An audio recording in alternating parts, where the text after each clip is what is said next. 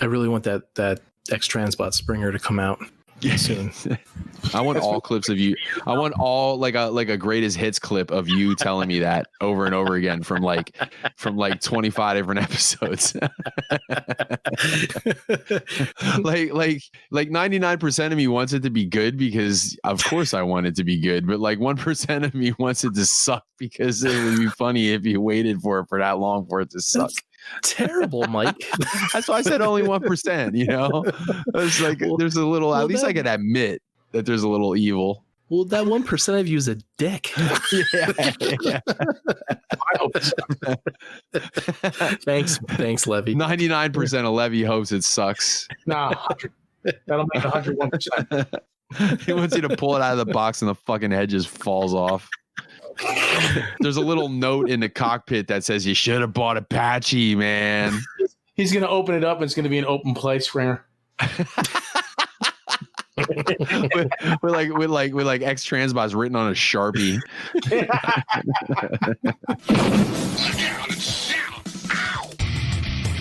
Welcome.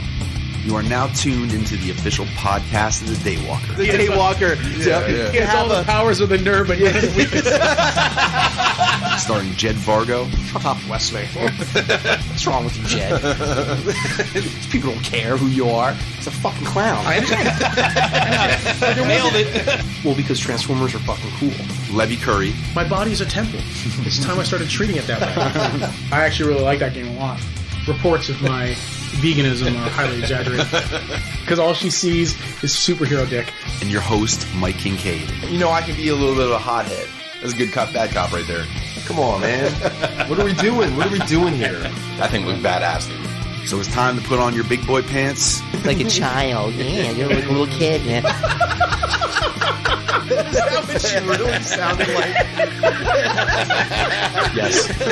Fasten your seatbelts and get ready. It's time for the Blackout and Shout podcast. So, Levy, you're hosting, right? What? Come on, Levy. What? I don't understand. I don't understand what this block is, you know? Yeah. About hosting and not hosting. Like, I understand, you know, not being into like public speaking and all that kind of shit, but we're just like three friends. We happen to have microphones in front of us. So there's not even really like a crowd right now. And unless you're thinking so far ahead that you're like already worried about Monday morning. And we have listeners around the world, man. I know, but what does it matter? We're like number 47th podcast in Poland or something like that, right, Jed? Is that right? I think 47 in Poland. Probably 40. We're 46 by now. I'm sure. We're getting higher in Poland and lower in Texas, or we're off the charts or something like that. I don't mean that in a good way. I think we're like just literally off the Poland charts. Oh. I don't know. It's been a while. I know we're pretty well liked in Brazil, I think was one. The top countries were, of course, the United States because Levy, you ladies anyway. Levy, you download like the show like 40 times, so we're always higher up. Oh yeah, Brazil. No, let's see. It's I like the Brazilian ladies. Yeah, that's what I just said. Yeah, even tans and everything. You know, Morena Baccarin's Brazilian. Interesting. Copycat. Vanessa, you're talking about? Yeah, from Deadpool. Yeah, Deadpool. And Firefly. God, she was so gorgeous in Firefly. Well, she's gorgeous in anything she does. But yeah, she's a good-looking girl, man. It's like deja vu. We talked about this like 2 weeks ago. I know, but we didn't talk about her being Brazilian, did we? No, but Mike kind of reiterated the same exact thing. He's like, "Oh, the girl from Deadpool, right?" Yeah. No, I didn't say the girl from Deadpool. Levy did. I just said copycat. This show. Oh, you mean last time? Last show. We'll do it next week and we'll change it up again. Okay. 2 weeks. You like the girl from Firefly, right? Yeah. We'll change it up and say the girl from the V remake, right? Do you think you will be able to retain that information, Mike? Yes, probably not. Highly doubtful. It's like I thought about that like earlier, like today. I was like thinking, I'm like, you know what? I wonder if I ever get dementia, or like if Mike ever gets dementia, and we just start reposting the same shit we posted before, like on Instagram, like every other day. Like, ooh, look at this. This is cool. I'm gonna repost this, and you look back 2 days, and you're like, oh, I already did. I'm gonna give you this. I'm gonna give you the same haul, like Five podcasts in a row, man. Yeah, that'll be great. It's coming. You know what? It's funny that you say that because we had our first practice on Wednesday in like 4 months, and I've been doing plenty of guitar playing, but I've been very selfish about it because I've only been playing shit I want to play. So I really I didn't play a stitch of shit off our set list. And then I went back and I went to like practice a bunch of it, and I thought it was going to be a complete train wreck, but it was weird that like my short-term memory sucks, but my whatever your 4-month memory would be, is that long-term at that point? Or medium length memory is pretty good because I was finding like that I was even grasping shit that I was forgetting then, and it was just coming to me like I riding a bike or whatever. It's almost like by taking the time off, it finally gave my brain some time to digest all those fucking songs I learned over that 8 or 9 month period before the shutdown. And now it's kind of like, when you first started, I wasn't sure if you meant you were like first time you practice, with the band or like with the shitbirds. And then I realized that you guys don't practice shitbirds. The shitbirds. Yeah. You can tell by watching our games too. Hey, undefeated this season, by the way. Shitbirds are undefeated. How many games? We're undefeated, Levy.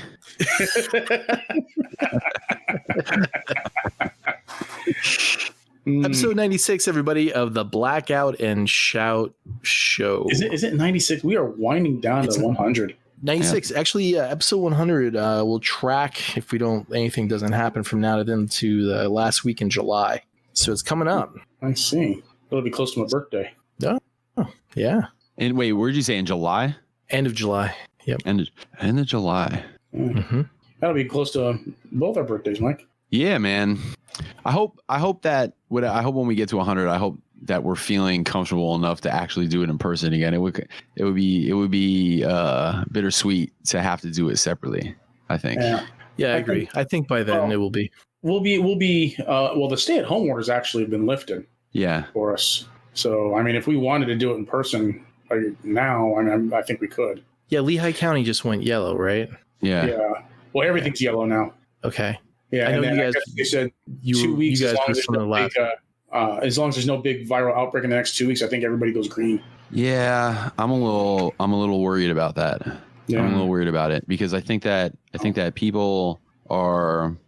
I think the need for people to not be bored anymore is outweighing their ability to think rationally. In a lot of cases, I'm not saying everybody, I'm just saying in a lot of cases, like I think people are so starved for shit to do that, if there's nothing holding them back from doing that, they're gonna rush out the second that that can happen. And they're also they're gonna throw all caution to the wind as far as like forgetting about,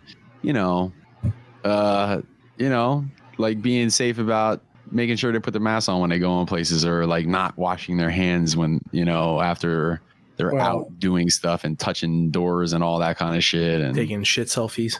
Taking shits. Yeah.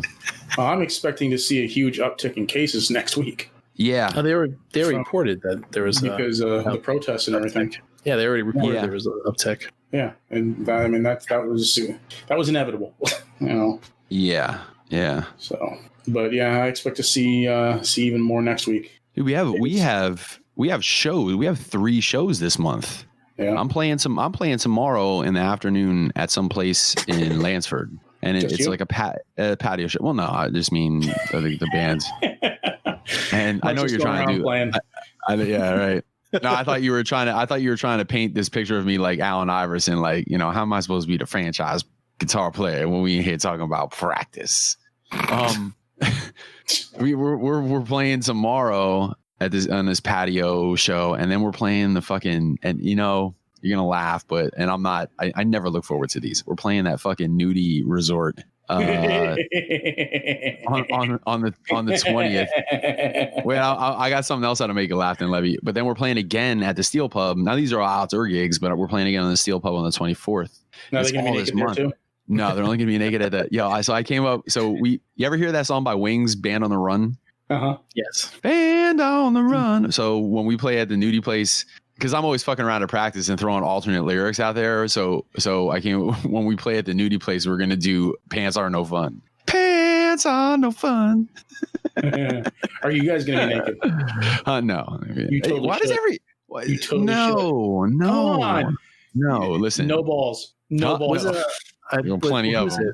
That's why I'm going to keep my pants on. Blink 182 did it, and they didn't even play at strip club or strip club. They just got naked. But see that and got arrested. Yeah, they just exposed themselves. I would be more likely to do that than go to then go to a nudie resort and get naked while it's so weird. The Chili Peppers played in socks too the one time. I would have been more inclined to do that.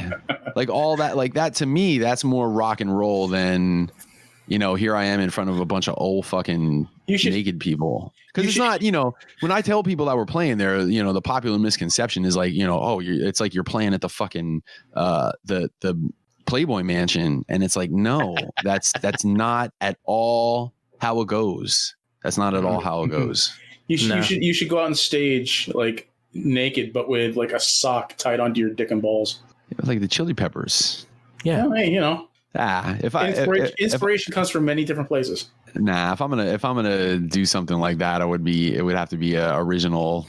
It would have to be original to the MKU. Wear a shirt and tie and no pants. No pants. See, now that's funny. That's kind of funny. But like, I would have my guitar in front of me the entire show because I never take the guitar off except for set breaks. Do the show clothed, but just have your zipper down your cock hanging out the whole time.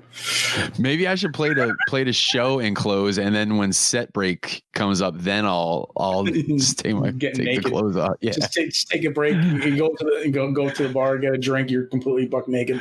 And then like somebody be talking to me during the break, and he's like, "Well, gotta go get dressed. Time to play the second set."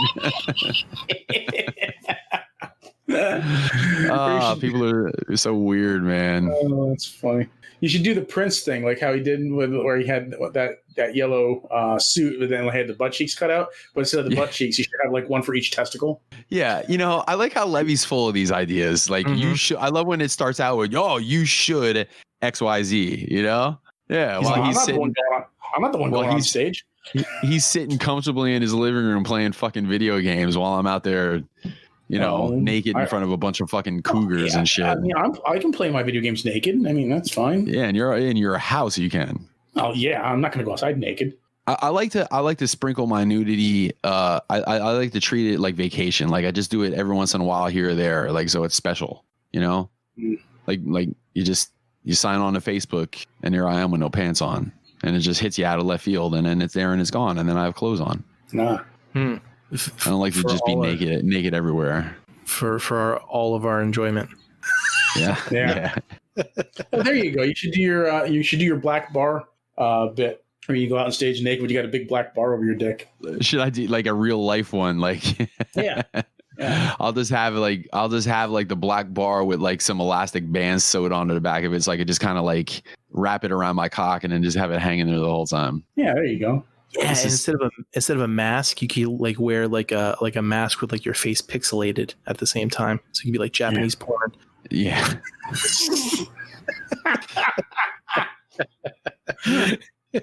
Oh man.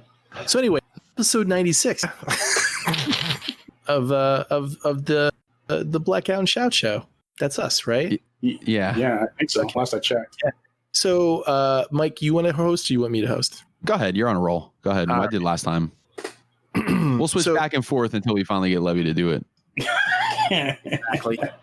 So, sitting across from me, virtually, the one, the only, the charismatic, but very keen and mysterious, Levi E. Curry. Wow. That was Levi. Levi. That was a lot of build up there, man. Yeah, you like that. How you doing? This wonderful, overcast, dreary, mysterious evening. Oh man, I'm all right. Yeah, things are good. How are you doing, Jed?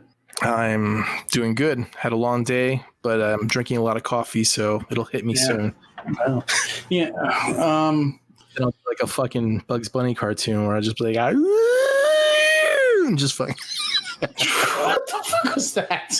That was, like when they turn their mouth into like a horn, bullhorn. They would turn their fucking handle on their skull. And they're like, like like a what the hell? A klaxon. There you go. Yeah. That's the word. Okay. Okay. You asked. Well, I did. Don't next time. No, things are good. Things are good. Cool. They bumped us down to yellow status in Pennsylvania here. So, our state's home order is over. So I was thinking about maybe trying to go out somewhere and to eat on a patio somewhere. I had to do some lay down actually some social distance circles on the floors at the Copperhead on 378 today. Oh, yeah. And went out there and they had like a big kind of like festival tent set up in the front yard, and there was all kinds of people out there. Yeah. And they had all the tables like separated by whatever 6, 7, 8 feet or whatever, and everybody was kind of chilling.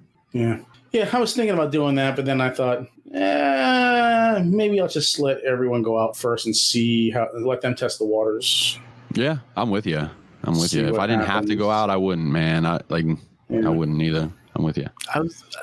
I was never one for eating outside without the virus around, let alone with the virus around. So Really?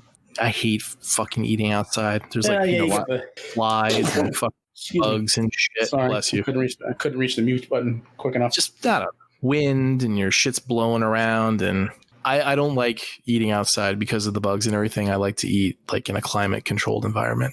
Yeah. Yeah. I don't mind it. I don't like being outside and eating when it's like in the middle of summer, because then it's like stinking hot out, and I'm never really like hungry when it's like super hot like that. But like in the spring and the fall, I don't mind it. Yeah, I don't like when the wasps and the hornets show up. Sitting to my virtual southeast, the one, the only, the internet celebrity, Michael Kincaid. Yay! What up? How are we doing? Kincaid, everyone. How's it going, Mike? Michael Kincaid. How you doing today, Mike? I'm doing all right. I'm doing the same I was 2 weeks ago and 2 weeks before that. I heard you got a grill. I did get a grill. Yep, I got a grill. What made you spring the cash for a grill? You say that like I'm a cheap motherfucker. No, I'm just saying that's something that you would have not chosen originally to buy, right? Like that's not like normal, like say, oh, Mike's probably going to get a grill this year. It's more like Mike's probably going to get this combiner this year, Well, yeah, Vanessa really wanted one because she likes cooking on the grill. And who am I to turn down those benefits? So what made you go gas instead of charcoal? There was no real like thought process there. It was just like I just wanted a grill, But yeah, convenience is all right. Levy, do you agree that it's more flavorful when you use charcoal than it is gas? Oh, absolutely. Like I have a gas grill, but I do want to get a charcoal grill. So cool. No, yeah, it definitely is more flavorful. You get that nice char on it, and yeah. So you know what a gas grill is more flavorful than? Some shit I would have warmed up in a microwave if I was single. Oh no! Don't get me wrong. Something cooked on a gas grill is perfectly delicious. But it could be more delicious. There's just something to be said about a charcoal grill. Yep. Especially like you're using real charcoal, not like the briquettes. Right. So, yeah. What else is going on, Mike? What else is going on? I don't know how much of all that bullshitting that we were doing that you're going to put in the show, but in case you didn't put it in there, we're going to start playing again this month, some outdoor shows. Yay. That's cool. I'm going to enjoy the money and I'm going to enjoy the playing, but I'm not too high on being out amongst the crowd just yet. Yeah, no, I hear you. And I have a bad feeling that I don't know. I mean, like I don't want to come off like anti-social or like, hey, that guy, the guitar player, is a dick, but I just don't really want to be. I just don't want to talk to nobody. You should wear a mask while you're playing, but like have like a picture of your dick printed on it, especially when you do the movie show. So a picture of my dick on the mask that I'm going to be wearing on my head. Yeah. On your face. You're full of great ideas tonight. I like to be like, as a dickhead. But there's enough dad jokes coming out of Larry and Joe Yeah. we don't need any more dad jokes coming off of my side of the stage. So, Mike, what'd you get? And do you have any shout outs? I thought we were doing this all in reverse. We are doing it reverse. Oh, but we're still doing all that. We're still doing that stuff. Oh fuck. Well. What did I get? I didn't get anything. I got a grill. Did I get anything? I don't think I got anything else. I wasn't really prepared for this because I thought I had the next like 3 to 9 hours to think about it. 3 to 9 hours. Yeah. What the hell?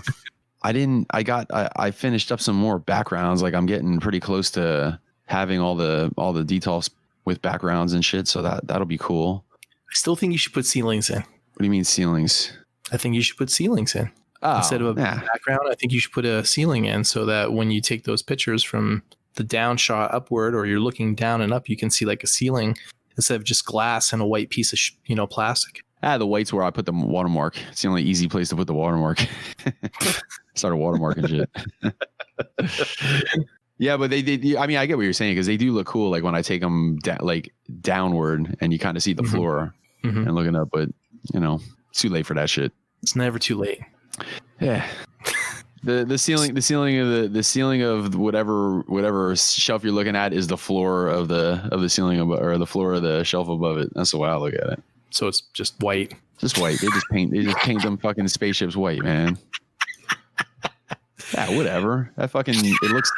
You know what I mean? How many people just have empty ones? Like I've already busting your chops, man. Yeah, he's like busting my fucking chops. Like, it looks fine. You did 85%. You could go the extra 15, and then you'd be perfect. Now it's just but who for the amount of trouble that was going to take me to figure all that shit out, for the amount of people that are going to be laying on the floor of my collection room looking up or looking at a couple pictures, I don't even really take all that many pictures that way.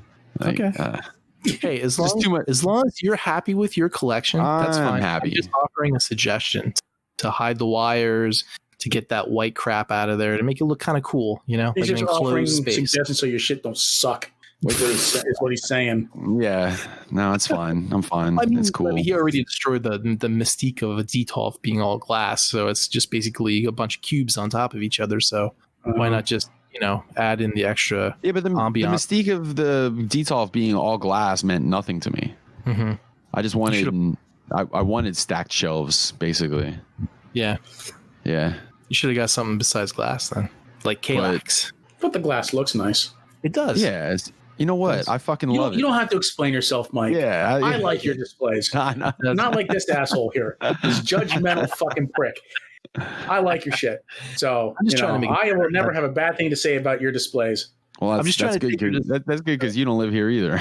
I'm just trying to take your display and lift it up. That's all. Make it, I think you should take your own goddamn display and lift it up. That's right. I should. Shout outs. I don't got any shout outs either. Shout out to Vanessa. Vanessa's over there painting the bedroom right now. Oh, good for her. Yeah, she's like a workhorse. Vanessa is a fucking badass. Yeah. Did you kind of convince her to mow the lawn yet? No. Oh, well, then you haven't reached my level of achievement yet. Yeah. Wow. No, I'm gonna try to keep pulling my weight. You know what I mean? I don't want to get to that level. Like you say that, like that's like I want to be there. Like I'm fine right where I'm at. Yeah. I'm gonna let you enjoy that space on your own. I'm gonna stay here. So Levy, did you get anything? Do you have any shout outs? I did get something. Actually, I got the entire Marvel Legends Age of Apocalypse wave. Levy, I'm really sorry. I remembered something at the very last second. Oh, okay. I remember a plug at the very last second. Unless I said something on the last show, but I don't think I did because I think I was working on it during the last show. But I finished up Swifty Business, a t-shirt, a Rick and Morty t-shirt. So it's Rick in that scene where like Tom Cruise kind of like slides into the doorway and shit in Risky Business or whatever. So it's like him wearing the same getup in the same house and all that shit. But I called it Swifty Business. So I finished that up. So that's fun. So that's on the website. So if you need a Rick and Morty, some Swifty Business t-shirt, go check that shit out on the dragonstarshop.com. I'm always happy to throw something else out there besides Transformer stuff. So it was cool to branch out a little bit. That was actually Vanessa's idea. I don't even remember what we were talking about or what we were doing when it came up, but she threw it out there and I took it and ran with it. And remember, folks, for every Swifty Business T-shirt you order, you get a free Truck Norris T-shirt. Yeah, I don't know where you guys are getting this information. I like how this motherfucker won't even hang my fucking art on the wall, but he's giving free shit away off my website. What was you did Mike? Didn't you do a scene recreation too? Oh, I did. Thanks for being my memory. See, we were talking about all the time. You're welcome. Yeah, I did the cover of Marvel Comics #8, which had the Dinobots coming out on that green cliff that was green for whatever reason. Yeah, look at some of them covers, man. They got some whack ass covers on some of those old Marvel comic ones, man. Mm-hmm. Like there's the one right after it, or no, not the Circuit Breaker's right after it. I think it's after the Circuit Breaker one is Jetfire, and he's kind of attacking Blue Streak, either Blue Streak or Prowl and Cliff Jumper, and the Blue Streak or the Prowl, whatever one is just completely green. It's just like they use weird colors on some of those early Marvel Comics covers, but yeah, that one was fun. That one was fun to put together. I didn't think it was going to come out as cool or be as fun to do because it felt real simple, like when you looked at it. But as I got into it and really did some of the details and shit, I was pretty psyched with how it came out. So yeah, that's actually not on the website. So if you want to get that as a print, you got to hit me up. I'm not working too hard to get some of that other shit. I'm putting the t-shirts on the website right now, but I'm gonna at some point work on the new website and shit. Levy, if you buy a Truck Norris shirt, you get that print as a thank you. Yeah, no, I didn't get that either. I make such profits on all this shit. I should be giving shit away. I don't think I forgot anything else for you, Mike. Nah. You got all the plugs. I forgot like what I did. I know I did a bunch of shit. I'm working on something new, but I'm not going to say anything about it. Did you hit Debbie before we started? No, I just can't remember shit. It's I think if we did this every week, it would be a little bit easier to remember. But sometimes 2 weeks goes by and it's like, fuck, did I talk about this or not? But then it just hit me at the last second that I think on the last show I said something about it being done by the time the podcast dropped, which meant I wouldn't have really had it done to talk about it then. So yeah, you should listen to the previous show like the day before we record, and that way it refreshes your memory. Yeah, or I should just like write shit down and be responsible and prepared. Yeah, I could do that, or listen to 4 hours of this shit. Just so I know not to repeat myself. I'd rather just repeat myself and tell you, and you guys tell me, hey, you said that already, than listen to 4 hours of this fucking shit just so I got my shit together. Wow. Or start eating some berries and doing crossword puzzles. One of the two. Did you see? Did you see the meme that was going around? It had the top of the meme was Joe Biden, and he was sitting at a desk, and you see him writing, and then the bottom was a crossword puzzle, but there was drawing on it like it was a maze. Did you guys see that one? No. Dude, that shit had me fucking Dominus ended over in the chat, dude. I was fucking rolling. I did not see that. So sorry to interrupt you, Levy. Go on. That's okay. So I got the Marvel Legends Age of Apocalypse wave. Wasn't as impressed with it as I thought I was going to be. The Wolverine, I think, is kind of a letdown. Morph is... What's that? Why? Why is it a letdown? Because he has like his neck is way too long, and like if I try to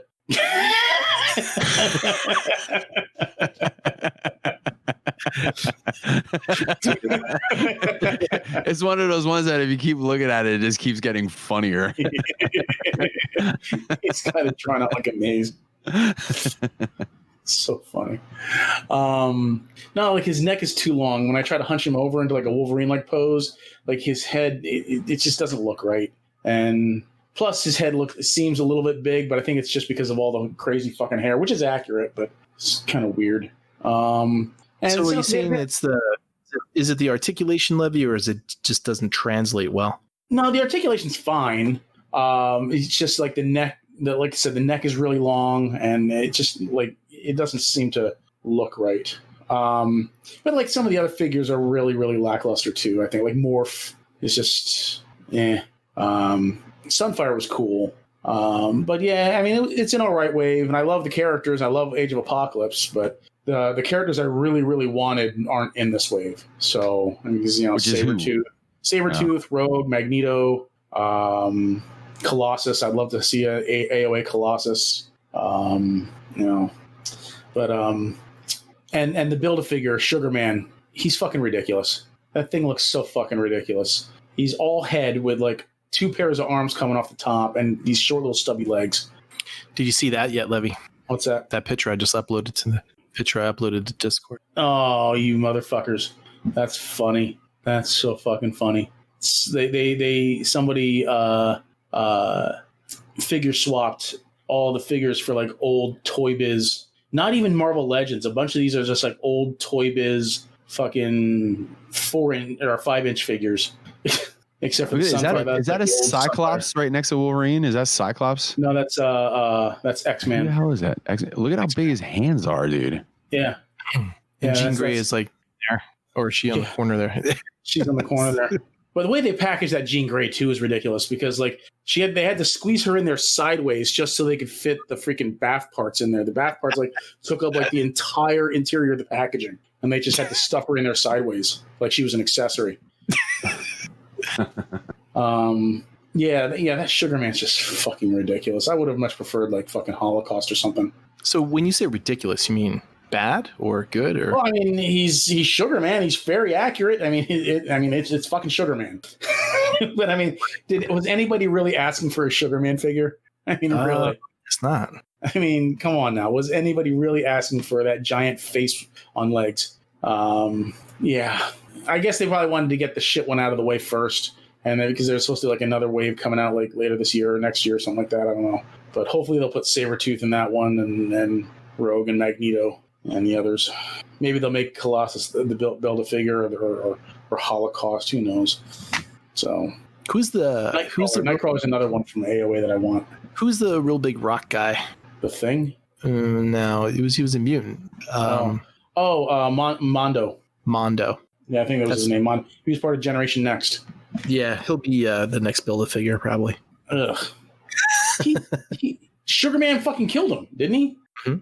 Was it Sugar Man that killed him? I think so. Yeah, because they went to that prison to break out Ilyana, and that's where Sugar Man freaking was, and he was like running that prison and shit.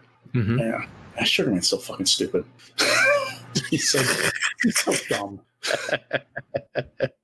Well, and then they had to bring him into the 616 universe too. That stupid fucking face with legs. Yeah, Magneto killed him then. So yeah. So anyway, what's really nice though is my Masterpiece Sunstreaker reissue and my Mafex Thor came in from Ami Ami. So cool. Those are really that Sunstreaker is a really, really awesome figure. I take back what I said about not needing to replace that Bad Cube one. That Bad Cube one's shit now. I mean, those giant fucking snowshoe feet.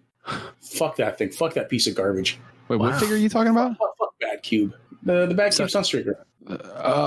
Man, the tune has changed, man. Well, after I had the freaking MP Sunstreaker in hand, I mean, yeah, that fucking Bad Cube one's shit. I was just telling myself I didn't need the Sunstreaker because I got this already, just to make myself feel better. I mean, come on, and let's be honest here.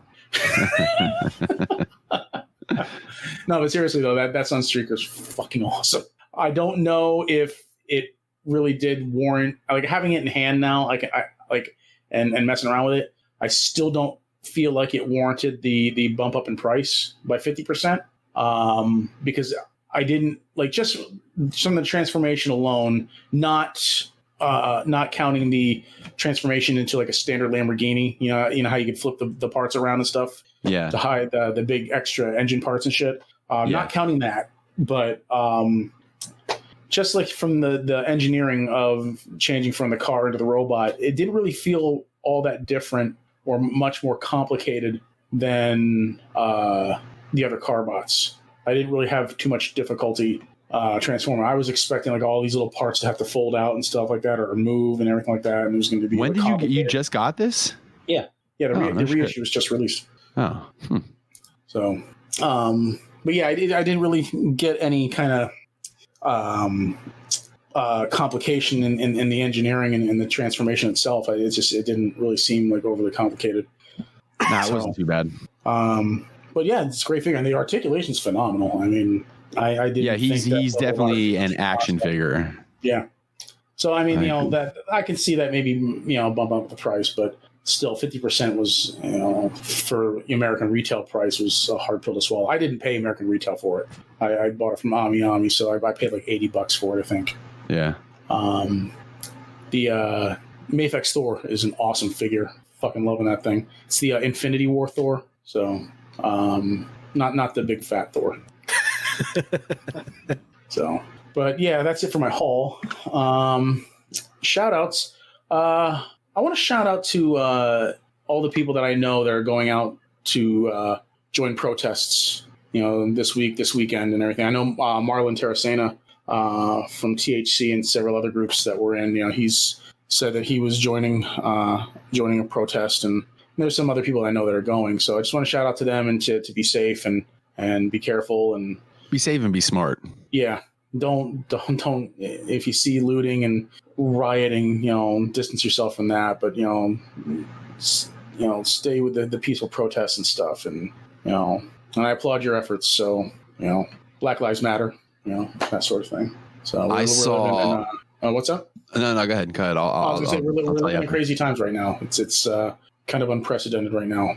It's twisted. This whole like we've been joking about it every month leading up to here, but it's like every month, what's going to happen next month, and then the next month gets here and some crazy shit happens, man. And that's and the funny thing is, I keep seeing people saying about like, oh, I guess we're not worried about the coronavirus anymore. Well, no, we are, but some major shit just went down. So it's kind of like taking the front page a little bit, but yes, that is still going on too. Like everything's a fucking mess out there right now. That it's still out there and it's still killing people, but so are cops. Yeah.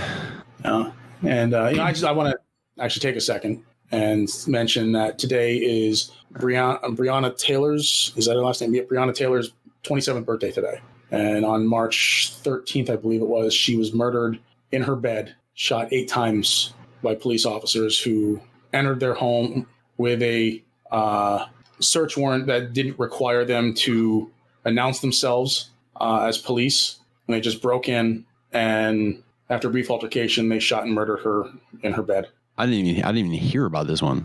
Yeah, she was an EMT worker, and she was murdered by these police officers for sleeping while black. And it's horrible. And today would have been her 27th birthday. Yeah, it's weird times out there. It's weird times. And it's important.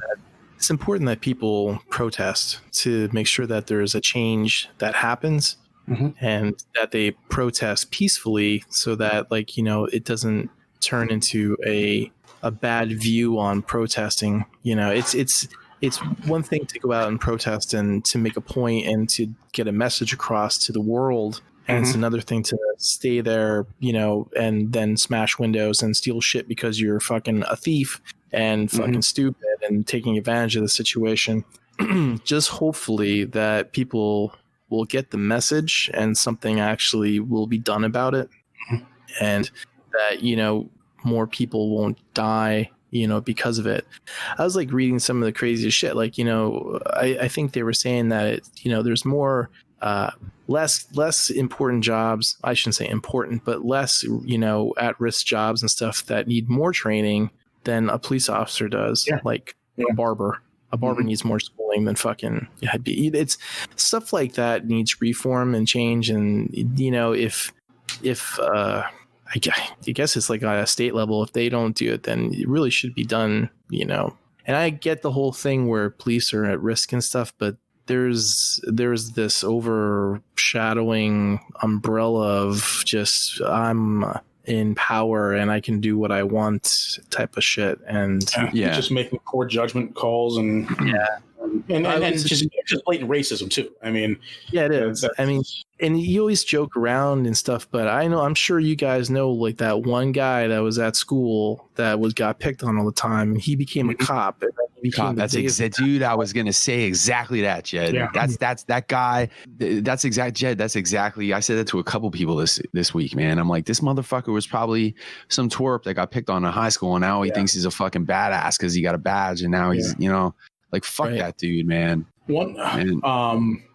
There was a meme that I saw where I don't remember it word for word, but basically it said, how does a retail worker who deals with abuse on a daily verbal abuse on a daily basis, how are they able to keep their emotions in check and not jump over the counter and punch somebody who's being a dick, and a police officer who is armed with a gun and has the authority to use that weapon just on a hair trigger? Mm-hmm. Well, and the retail worker the retail worker is not armed, or else we might be seeing some of those. Well, yeah, that's the thing. Because someone what happened was someone showed that to me, and they asked me that question. I'm like, well, because they are armed. It's precisely because they are armed, and they do have that authority, that their inhibitions to use that authority are lessened. Mm-hmm. Yeah.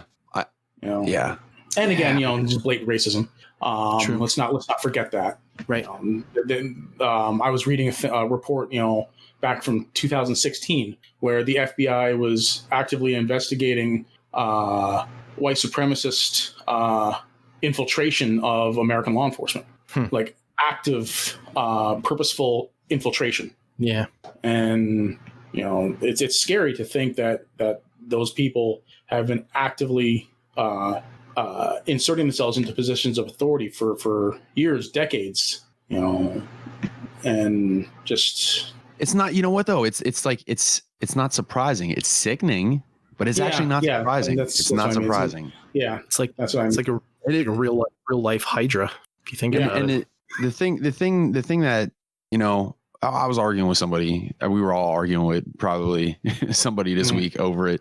They were like, oh, well, they said something about, these people, gangs killing other gang members, and these people killing those people, and this and that. And like, why is this getting so much publicity? Besides that, besides the whole race thing, it's like police officers are supposed to be upholding order out there.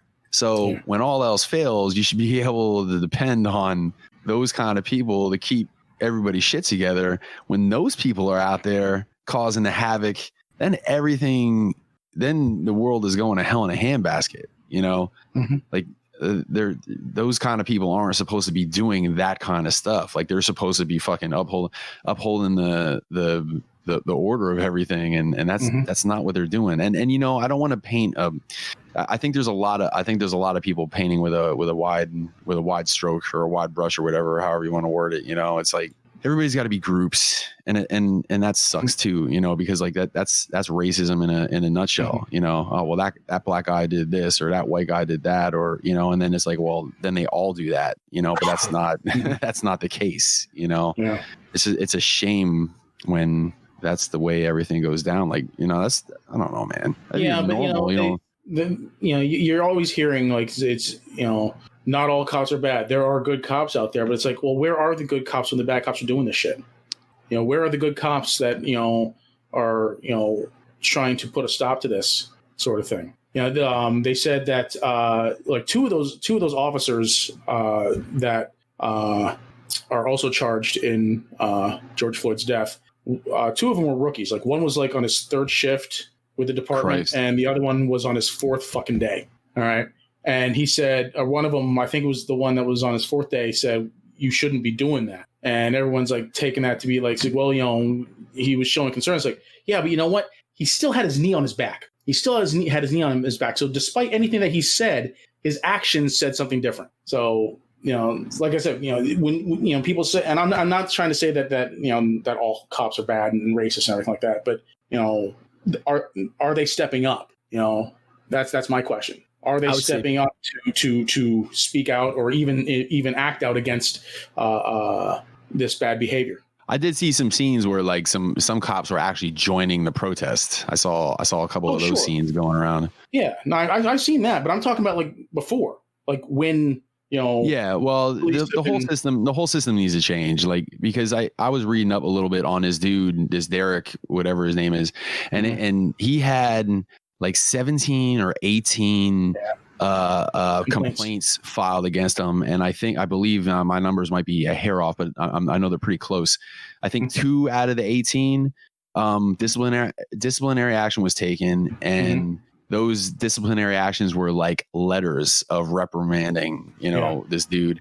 And it's like, but he had 18 complaints against him, and they were listing some of them. And I can't remember them off the top of my head, but I remember reading them going, like, if I did that amount of fucking up at my job, I probably really wouldn't have a job anymore. And I don't know who would. So, and this isn't fucking up like miscounting inventory or some shit. This is like, police brutality and that kind of stuff. So why does this dude still have a job? Because really those are the kind of dudes that are making it. I shouldn't say dudes, people that are making it tough on everybody that is doing their job the right way. Yeah, and it just sucks, man. Amy Klobuchar, back in 2005, 2006 or so, I believe she was either an attorney general or a district attorney for St. Paul or whatever. She had the opportunity to prosecute Derek Chauvin like twice, and she did.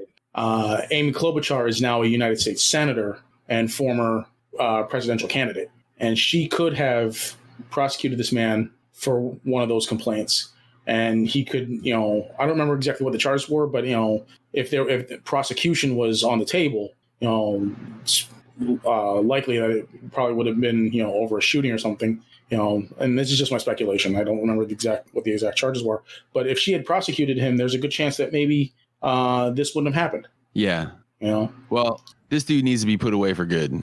No two ways about it. Like I saw something where they were talking about like 40 years or whatever. Like that's not enough. That's not enough. He needs to go away for good, because somebody with that kind of outlook on people that aren't the same color as him shouldn't be. That's just not a productive member of society, and you really shouldn't be among us anymore. Yeah. If there's some useless thing to be on this planet, a racist is pretty fucking high up on the list, along with the homophobe and along with looking at anybody different because they're different than you. Yeah. And they're all cut from the same cloth. Yeah. It's fucking, we're all garbage people. Well, in the grand scheme of things, the saddest thing about it is, I don't think this is going to get any better. I don't think this is ever going to get any better. I was having the same conversation with someone at work, and I said, I really don't see anything really changing from this, because we've seen it all before. And people get angry. People, they protest, they demonstrate. There are riots, looting, and then it dies down after a couple weeks or whatever, a couple days, and it goes right back to the status quo. Yeah, I'm seeing some things that are different this time around, and I'm hoping that stays on track, and I hope we see some real meaningful change. But if we don't, I wouldn't be terribly surprised. No, but it has to be wholesale across all. I'm not just talking about like systematically. I'm talking about like the way people think. Yeah. I feel like that's always going to be teetering right on the brink of blowing up at any time, because there's always normal people out there. There's normal white people and normal black people and normal insert color here people.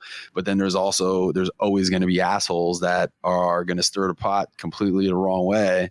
And it's just, I just feel like it's because it's always, everything turns into a fucking finger pointing contest. It was even like with the virus, when the virus started happening, everybody was like, pointing the finger at China and pointing the finger here and pointing the finger there. And it's like, well, isn't it a little late for that shit? Should we be finger pointing right now, or should we be trying to figure out a way to fix all this stuff? Yeah. Whenever there's any type of pandemic, there's always racism that follows. That's why there's the thing called the Spanish flu. It's not even Spanish. It's just they blamed. Yeah, it originated in Kansas.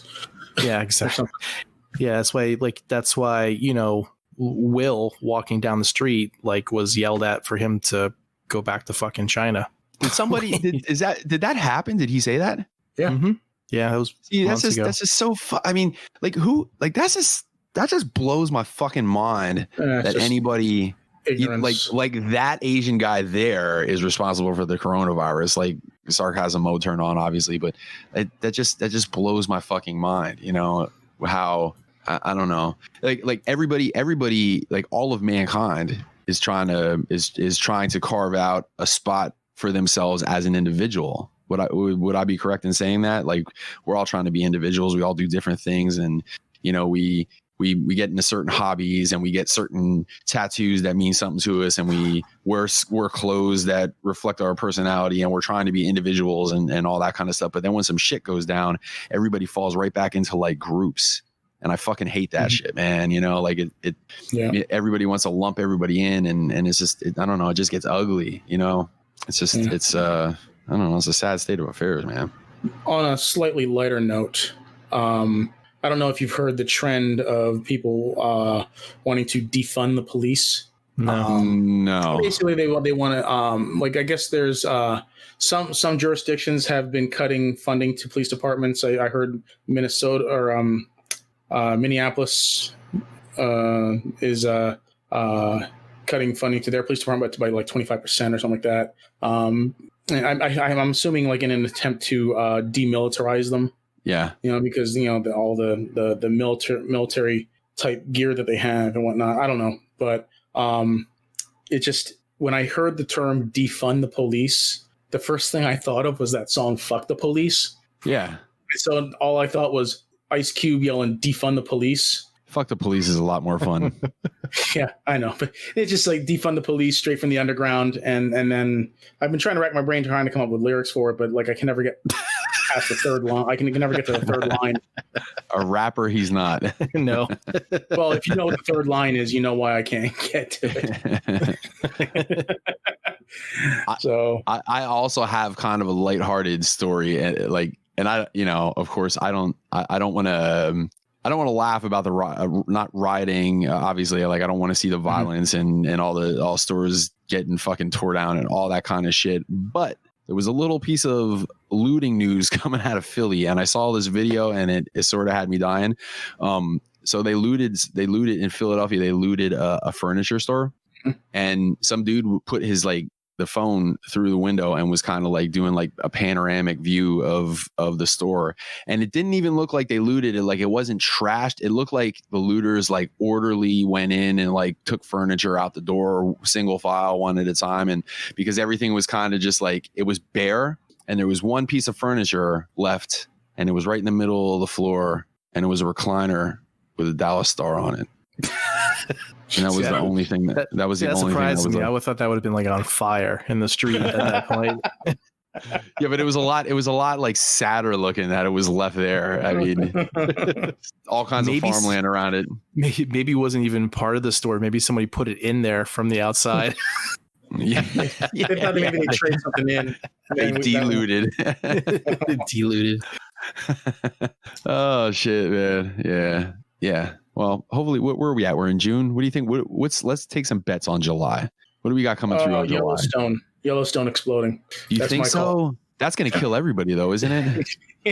Yeah. You know what, though? I mean, I think it's a reasonable escalation from what's been going on. So, you know. What was the article I saw? There was somebody who was exploring a cave and they found an opening and they found like so many. I think they said like 47. 47 organisms that have been seen light of day for like billions of years. Yeah, 47 organisms they've been around. Someone said like close that shit up. It's not here. Yeah.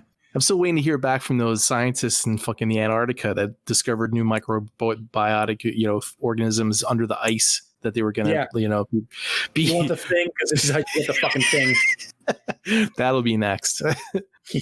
You know what's crazy? There's been so much crazy shit going on this year, and especially since the coronavirus got here, that I can no longer remember what we were bickering over before that.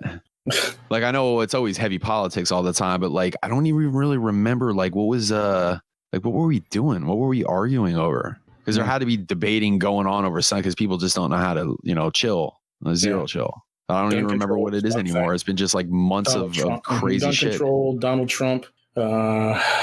Whatever else. Yeah. Oh, there was the impeachment at the end of last year. Remember? Oh yeah. So we need to have. We really need. We've had the aliens. We had the World War Z virus thing. We've had like this everything with everything else going on. Now we need to have something like an occult issue, like a demon appears and starts raising, Oh, I thought you said the dead cult thing. I'm thinking like what, Jamestown? No, like a cult. I think that Kool-Aid is for later. Yeah. In like other news, some occult in Iowa has raised a demon. Now there's fucking demons. Run for your lives. I think that if I was Bigfoot, I would choose now to reveal myself. Hey, look, it's Tiny Wiener. Yo, Loch Ness. That's what we need. We need some more Loch Ness sightings. Yeah, but that's just not, the Bigfoot and the Loch Ness, it's not affecting people negatively. I feel like they start eating people. Yeah. Yeah, but you need to stay away from the lake and the woods. Well, hey, I feel like it's got to be catastrophic. Like I like Levy. I like where Levy was going. He's got the super volcano going off. You need that escalation. Mm-hmm. Yeah. But that's end times. There is nothing after that. Well, it is what it is. True. But yeah, so yeah, that's my shout out. Okay. So basically, the message out of the Blackout and Shout show this episode 96. Would you say 96? Mm-hmm. Don't be a fucking racist piece of shit. Yeah. Scumbag. Yeah, that's and if you got something shitty to say, keep it to yourself. No one wants to hear that shit. Seriously. Yeah, but you want to not know. It's almost like, I'm so sick of people's shit, but I'm almost appreciative of it because now I just know who not to talk to. No, right? Yeah, they do mark themselves. Yeah, mm-hmm. Yeah. So it kind of makes the culling a little easier. Mm-hmm. It's like, all right, well, there's some people I don't need to waste any more time on. Like, cutting people out of your life, not like actually going around killing people, right? Whatever you got to do. Yeah, all right. Other members of the Blackout and Shout do not endorse any type of murder. I do. Somewhere out there in the stars, Thanos is going, I told you, motherfuckers. So, Jed. Yeah, Halls, shout-outs, anything? Plugs? Yeah. So, switching back to our normally scheduled program. I got an HDMI switch, and man, am I happy with that? Because I had to keep unplugging my one HDMI cable to use my Wacom tablet, and then plugging in my VR goggles back in because I didn't have enough HDMI ports. So I got this like $10 switch that's just basically a click on, click off for one or two channel. And man, makes my life so much easier. I should have bought that a long time ago. Instead of fucking crawling under my desk and unplugging the cable every single time I wanted to do something. Yeah, and then causing wear and tear on your ports and stuff. That's right.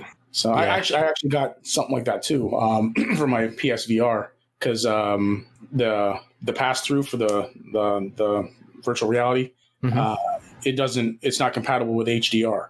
Okay. So if I want to play my games in HDR, I got to unhook it and hook the PS4 directly up to the TV, and when I want to play, I got to hook it all back up again. So I just got this little switch thing, and so now I don't have to unhook anything. I just press a button on this thing, and then just go to the appropriate input channel on my TV, and it's great. It's like magic, but it's not. It's just so convenient.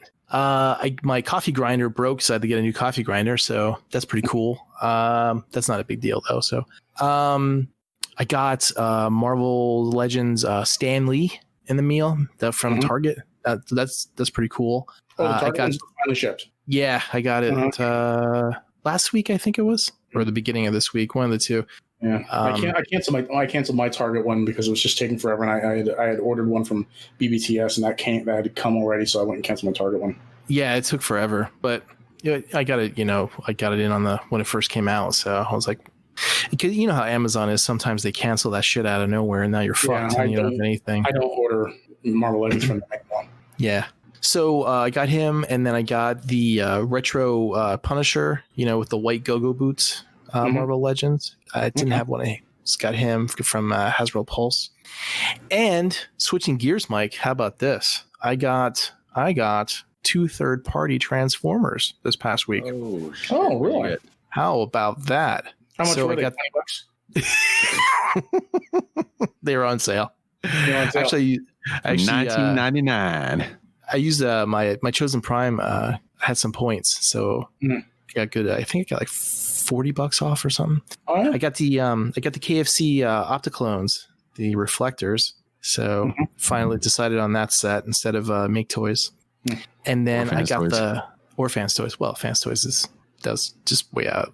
I actually didn't like Fans Toys, like the way the colors looked and stuff. I actually like the KFC version out of all of them. So I like the Opticlones. They're a good set. Yeah. And I got the Kang Toys, Ferocious. Did you set? Yeah, man, I got it. Picked it up, and I pre-ordered the next one too. So you liked it? I like it a lot. And you didn't get yours yet? So no, it's in my stash yet. I'm just waiting for you're the only one. You're the only one that have seen it so far, right? All except for Nate. I know Nate has it, but Nate really, Josh has it. Nate loves everything. Yeah. Josh and Nate have it too. Did Josh like it too? Yeah, they both liked it a lot too. Because I was looking at it. No, if you watched his review, I don't think he did a review of it yet. Oh, didn't he? I don't know. I don't watch his stuff. I was about to tell, yeah, right. I'm kidding, Josh. I watch your stuff. When it comes, recommended on my YouTube channel. When it comes recommended. Listen, it's okay to say that you don't watch stuff sometimes, Levy. It's cool. Listen, all the people that I know that are on podcasts and that have review channels and that do this and do that, like, I'm not going to bullshit everybody and be like, yeah, I fucking watch and listen to all that shit. Like, there's just not enough fucking time in the day. I'll tell you what, Levy, like, give Josh's like next review a chance, because he got that new camera and he changed the way that he does the format of his reviews. And it's actually, it's really condensed. It's informative. The camera work on it is like probably the best out of all the reviewers that I've seen so far, because most of them are just sitting there in front of the camera, like, moving around, touching like this and that.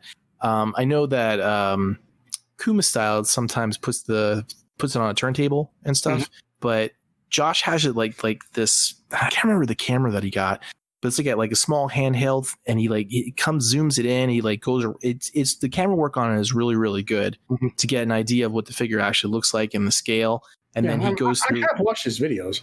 Yeah. No, I'm talking about the newer just not ones, recently, right? Yeah. The recent videos, like they're like it's really well done, and his editing is like really tight. They're really, really good. He should have more followers because they're informative, accurate. The way the camera work's done, the editing and stuff like that. It's like you don't even know like 10 minutes have passed. So what you're saying is that Josh's editing got better than when I watched him drive for 14 minutes and eat for 7 minutes.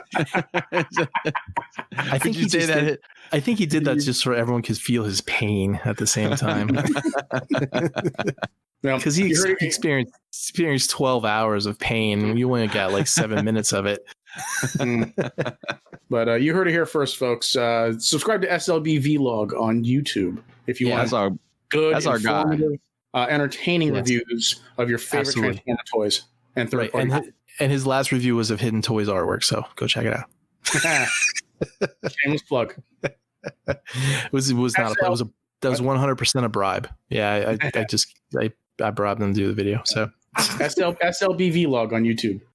So the Kang Toys, man, it's like I was like on the fence about it, and then because I like the way it looks, and I didn't really like the robot mode that much, but I really like the beast mode, and I really like that stylized look that, like, I guess Levy probably like a Zoids-esque type of look to it. Yeah, and I'm pretty sure that set I'm going to keep in beast mode because they just look so good. So the thing that really pushed me over the edge is that it's the same size as Snarl. Like, it's that big. It's like bigger than Optimus and Megatron. This is beast mode, right? So when it's in tiger mode, from like head to tail, it's a foot long. Yeah. So without the tail's I think about 3 or 4 inches. But so it's 4. Yeah. So, but it's still pretty big. I mean, for beast size. And I really like the way it looks. The robot mode's really good. The articulation and everything, and the joints are super tight. It's done. I don't like the head, but one of the cool things you can do, Mike, is you can transform like just the head, so he has like a tiger head. So it's kind of like a were-tiger bot. If you want to like kind of go that route. Wait, the tiger head that's on his chest goes up to where his head is. Is that what you're saying? his neck. You can like turn it, fold it around, like mid transformation, and then kind of like put the tiger head on the top, build like the box around it, and make it look like a were tiger or were bot or a tiger. I don't know how you would. What's the right terminology for that, Levy? I don't think there is. Were tiger. Yeah. Were tiger. Were tiger bot. I guess a robot were tiger. There you go. A robot were tiger. I actually really like the articulation in the beast mode too. That's I think really well done. It is. I thought you didn't get it. I didn't, but I've been watching reviews on it. Oh yeah. No, it's really cool. Let me see if I can find this. Yeah, here. Let me put this in the chat so you guys can see what I'm talking about when you put it in like tiger head mode. Mm-hmm. See that? Yep. I saw that. I saw you post that before. I don't think Mike did. I probably did you put it in the? I put it in Discord. Yeah, it's not your thing, Mike. I get it, but it's awesome. I mean, for like I was really having a hard time telling them that for the price, like, and for the amount of robot that you get, it's definitely worth it. I remember seeing them at TFCon last October, and seeing them in the case, and I remember them being like, they look like they were pretty big and beefy. Mm-hmm. They are, and it's cool because there's like a lot of die cast on it, and the teeth and the pipes and the joints around it. Everything's painted. The orange doesn't look like it is painted, but it is painted. It has all those markings and decals everywhere. I really like it a lot. And are you getting the rest of them? You said? Yeah, I am. I think they're really cool. I don't know if I'm gonna like ever maybe combine them into I guess it depends on what of the final Predaking will look like, but I really like the animals, the way they look. So I could see like putting that in like some type of like display with like the Dinobots. What was I gonna say? I like the Warbotron style like Bruticus versus say a Zeta Bruticus. Mm-hmm. See, like the Zeta Bruticus looks too plain. I know it's show accurate, but it looks too boring and plain to me. But like the Warbotron Bruticus, I really like because it has like all the extra detail and it's stylized. And that's what reminded me of these. Reminded me of that. Yeah, they're definitely cool. I'm fighting the urge not to get them, but I'm trying to stay on the long game. Like seeing if there's some kind of box set at the end. Well, did we talk about that maybe. set? Remember we were talking about it being a six member team. It is, yeah. Yeah. Did we talk about who the sixth member is? It's going to be like an gorilla. It's probably going to be like a primal. We talked about it way back when they showed that weird chibi artwork that they put out. See, I don't think it's going to be a primal at all. No. I think it's going to be an ape or some kind of gorilla and shit, but I still think he's going to be in that orange and yellow color scheme that they're all kind of in, red and yellows and oranges and all that shit. But I don't think like when you transform him, he's going to have like that Optimus Prime shaped head with the face shield and all that kind of stuff. Like I think they're going to take liberties. I think they're going to go out on a limb and make their own monkey bot. I guess that's what I think is going to go down. I could be wrong. Maybe it will be a primal, but. Now, do you think he's going to form the waist and upper legs? Yes, I do.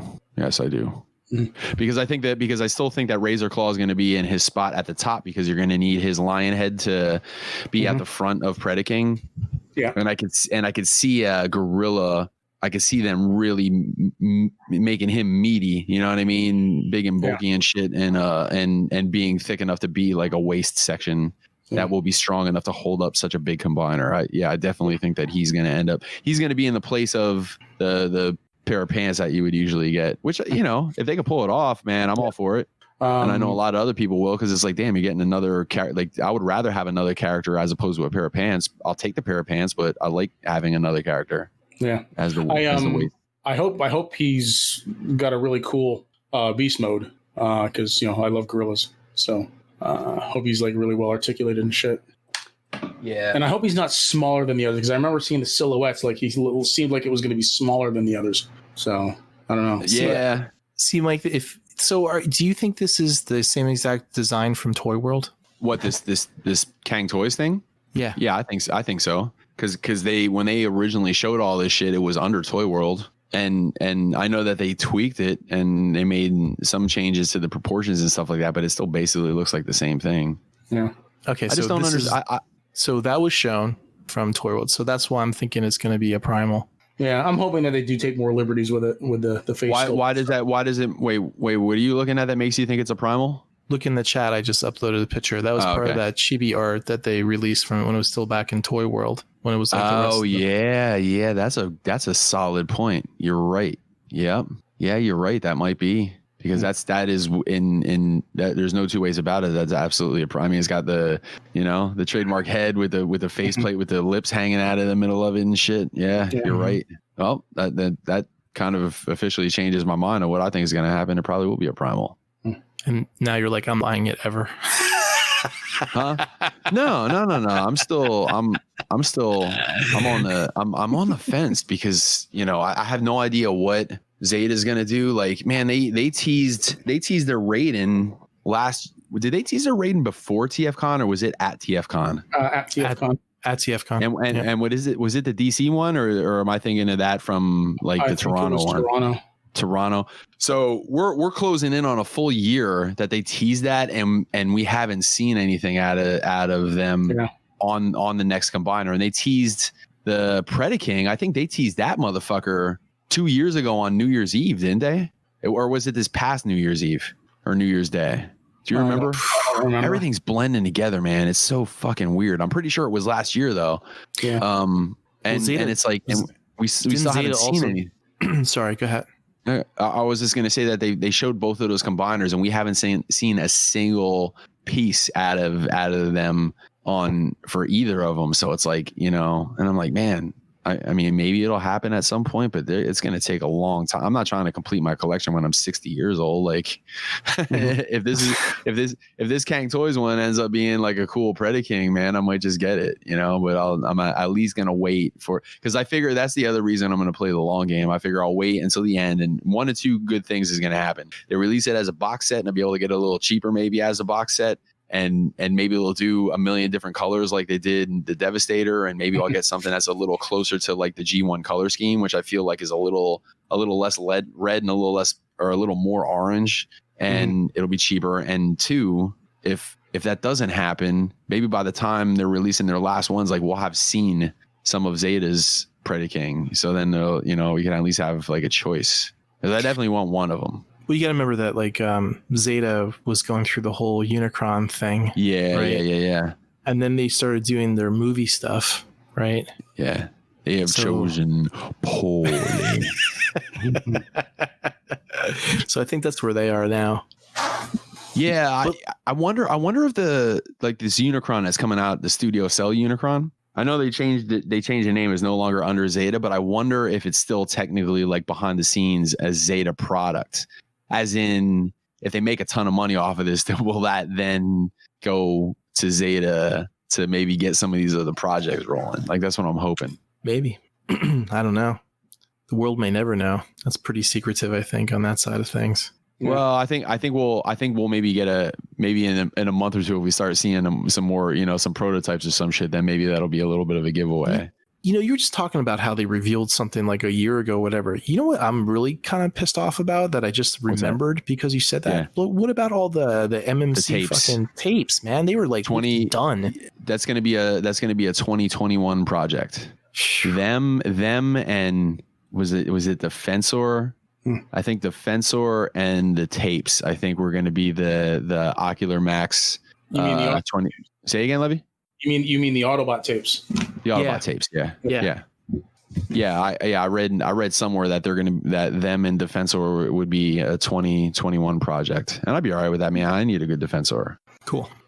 So, that was all my haul. I really like it. I'm all in on it. So, and shout outs to everybody that was part of the Cybertron Falls video that dropped this past Monday. So that went over pretty well. I think we, as of Friday night, since we're recording this, I think we had about 36,000 views and about I think a little over 800 comments so far on the YouTube video. Nice. And yeah, everything went good. It came out really good, Jed.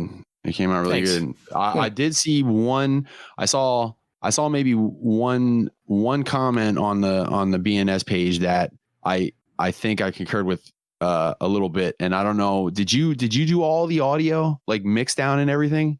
So that's kind of like I did the final mastering, I guess you could probably say, and mixing. So I was given all the vocal lines track, and then I was also given the music, and then I was given the sound effects tracks. So I had the three. Who put the voices? Who put the effects on the voices? That was Christian, and I had mentioned something to him about it early in the project, and he said he was kind of like too far on it to change it. So I was okay. Okay. And I'm not. No, I agree. I sound like I'm nitpicking and shit like that. Like no, I think for the creative, for the size of the creative team and for the massive scope of the project, I think it was fucking amazing. But if I remove myself from that and was to be really like nitpicky and shit, some of the tin canniness of a couple of the voices like made it a little harder to like, because the voice actors probably put a lot of work into getting their voices down, and I feel like that removed us from really being able to get into the voice acting as well as we could.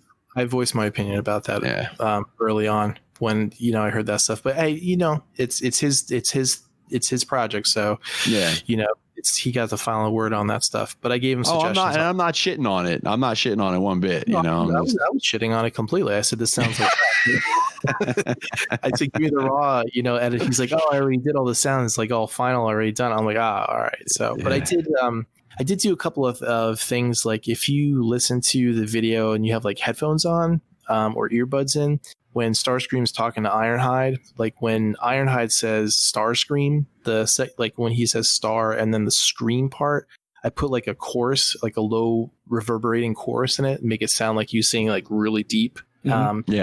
It's little things like that I did. I corrected as much as I could sound waves, like a couple of lines that he had. And Optimus Prime was really hard because it was really low in the bass, and I tried to push the mids up as much as I could so that it was a little bit more clear. But I had that peaking out, at the +2 decibel before it was gonna start clipping, and I just couldn't get it any higher. So yeah, this time, the next episode around, I'm gonna make sure that all that stuff is cleaner, so we can like work on that a little bit better. Yeah. But yeah, man, let me have it. Tell me, some more stuff, because I must have been fielding about probably like a good 24 comments and questions about like why Transformers have to curse and why Transformers have to use the word hell, and I saw that. Why Transformers have to use the term ladies in a sexist type of meaning.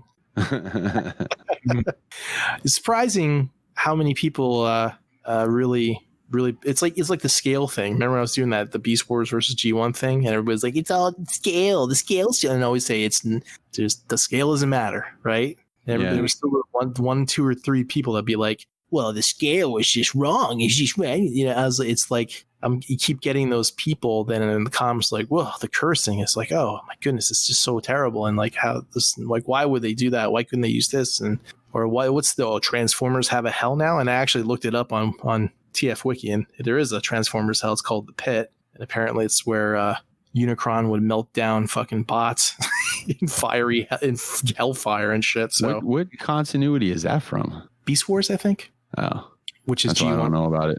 It's still G1. It's still part of it. Anyway, I wouldn't pay any mind to opinions on, or not. I shouldn't say opinions. Well, yeah, opinions on like what's the word I'm looking for? Like subjective stuff. Mm-hmm. You know what I mean? Like the thing that I brought up about the voices, that wasn't a question of, why was it written this way or why did you do it that? Like that was more like a technical thing, Right. But yeah, I tried to get the best I do with what I had. Some of them people, I would just be like, you know what, you do your own fucking project, then you can write it any way you want to. Yeah, but I know you don't want to do that. Nah, that's what I always do. I just say thanks for watching. Thanks for watching. Yeah, I saw that. Yeah. That wasn't see-through at all. As I was going through, and all the comments that were kind of shitting on it was, "Hey, thanks for watching." You know. You'll get my meaning then. Yeah, I don't have that ability. Like, I usually just fly off the handle. But I knew a lot of people wouldn't like the designs because it's different. I knew that a lot of people wouldn't like the voice acting because it doesn't sound the same as like what they want. I knew that a lot of people wouldn't enjoy the animation because we're not a $1 million company that's been paid to hire a whole bunch of animators to make sure everything, work great. It was basically one dude doing all that stuff and, another dude trying to give him suggestions. And then I'll tell you one thing, though, a positive to say about things like Sam, who he does the TFI productions on his YouTube channel. He did all the sound effects and stuff, and he did a great job of like all the ambient sounds and then the effect sounds and stuff. Like just listening to that track by itself, it was super well done. And Raj, the guy that Christian got to compose all the music, the music was fantastic too. And that's all original music that he made. I think that's something that might get lost in the with the viewers and stuff, is that they see something like that and they forget this is like how many people worked on it. And I'm not counting all the voice actors. I'm talking like the production crew, like the main animator. What was his name? Christian. And you said four people. So like you can't really compare that to like a Hollywood fucking. A Hollywood project. It's like, this is 4 motherfuckers doing this shit on their free time. It was like 4 guys and did it in 6 months and put it all together, and it's a 18-minute production. So it's it's cool because it's like the first real big project that he's ever done. So now that kind of got that initial release out of the way, all these things that you learn from that, and that just makes like the next episode better. So Levy, what'd you think of it? I thought it was good. I thought it was real good. I thought it was a unique take on the appearance of the Transformers. They looked very different than what I'm used to, but like in a good way. Not like Bayformers. I liked how the Seekers looked. How they were much more. I don't want to say skinny, but you know what I mean, right? I think I've found the right word for it. I mean, and this is only my opinion, because if I was doing it differently, if I was modeling those characters differently, I would have, from my point of view, I would have modeled them differently. But to me, they look empty. Like I want more shielding on parts of it. Yeah. I think that's probably the best way I can refer to it, is that they're not skinny. They're just like, you want to have more armor on them, covering up like parts of them. So no, I actually did like the way the Seekers looked, though. They were it was a different take on them, and I liked how they weren't afraid to kill off characters. Freaking Ironhide and Wheeljack bought it. Freaking So no, it was really well done. I liked it. I liked it a lot. Yeah, there was a bunch of people that bought it. Yeah. Well, that's cool. I'm glad you liked it. How did you like my blend of G1 and Transformers Prime Starscream voice? It was definitely different from what I remember you doing for Starscream. So no, that was really good. Cool. You guys have any other things you want to bring to my attention so that I can relay back to the writer's room about? No. No. Nah. Well, no, I mean, it was good. I mean, if you're looking for suggestions, I don't have any off the top of my head, but I did watch it. When I was watching it, I didn't purposely watch it with critique in mind, because I knew you were going to have questions. And the only thing that really stood out to me was the production on the voices. That's all. Mm-hmm. Yeah, if you want to listen to Raj's soundtrack, he has in the link in the YouTube thing. He's a link to his SoundCloud account. There's the theme stuff is really good. But cool. So that's all I got, man. That's all my shout outs. Oh, and fuck you, John Bailey. And one other thing too. I watched that movie Prospect. Did you guys hear about that one? Prospect? No. That's the one with what's that guy's name? Levy from Mandalorian. Is it Pedro Pascal? Pedro Pascal? Yeah. Yeah.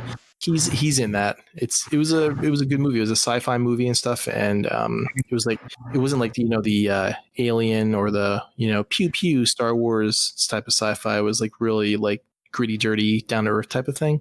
Yeah, well, not actually on Earth, but like on a different planet. But I liked it a lot, and the music in it I've been listening to like for the past couple of days since I watched it. It's like stuck with me.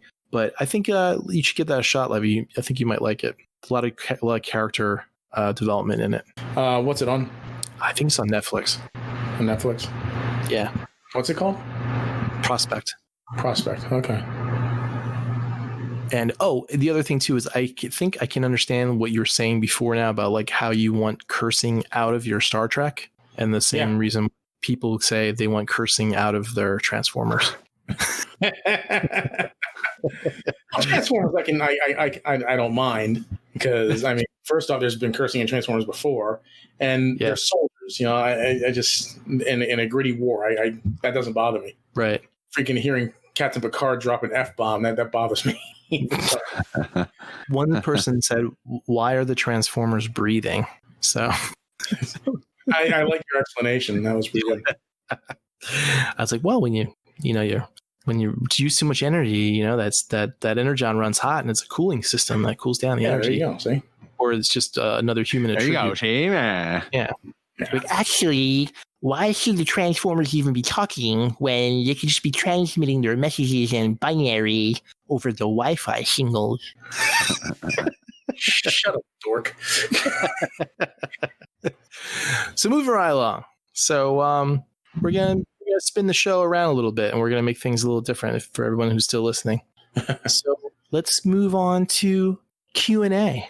Okay, Q&A. Oh, Mike, look at the Discord chat real quick. Yeah. I mean, I'm pretty sure I'll be all right. Do you get blinded? COVID. I don't get COVID. COVID gets me. You know what I mean?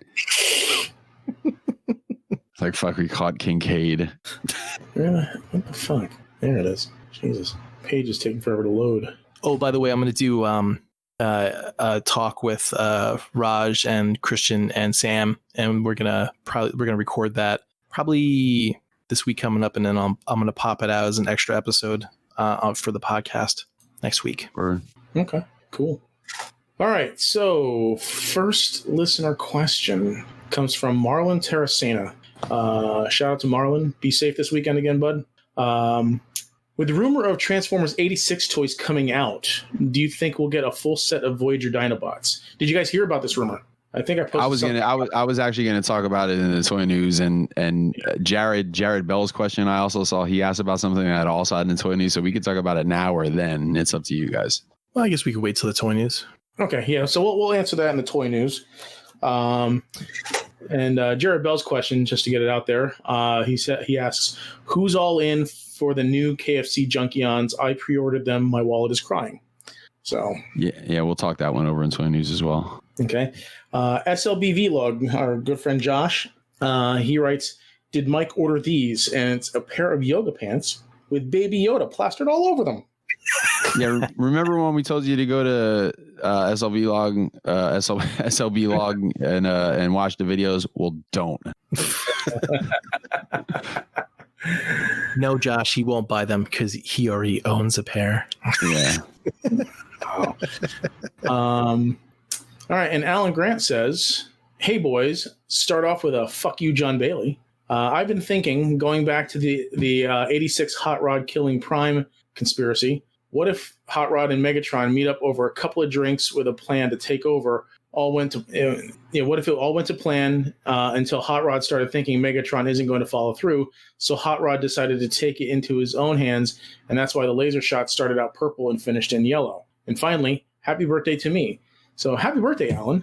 Oh, happy birthday, Sean. Yeah. Happy birthday to Dr. Allan Grant. Yeah. Your theory is fucking crazy, but outside of that, happy birthday. Yeah. No, I think Hot Rod acted without Megatron's involvement. So one thing I did look into, I did a little bit more deep diving on this subject matter, and the Marvel comics were actually written and drawn based on the script outside of the movie, right? And in the Marvel comics, Hot Rod isn't even actually in that scene at all. It's all Megatron. Are you talking the old original 4-part series, or are you talking the new 3-parter that just came out, or was it a 3-part before? The old Marvel one or the recent IDW remake? The Marvel comics original movie adaptation of the 86 movie. Hot Rod wasn't in that scene?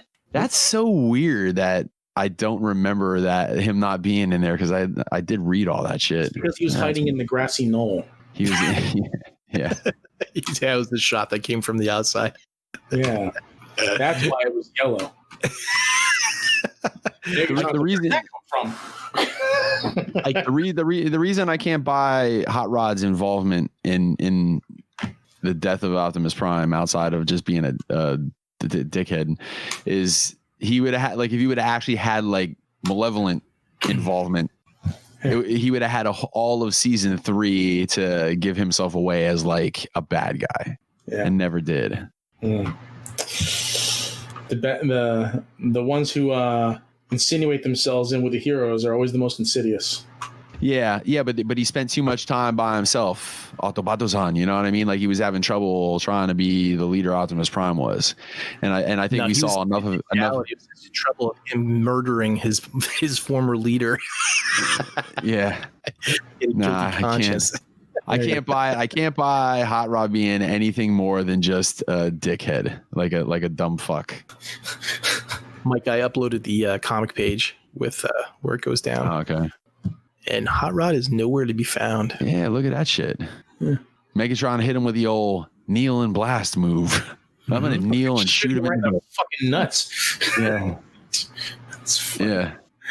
Yeah. Now that I see the page, I remember the page, but it is wild that Hot Rod's not in it. Yeah. All right. Like I said, he's hiding in the grassy knoll.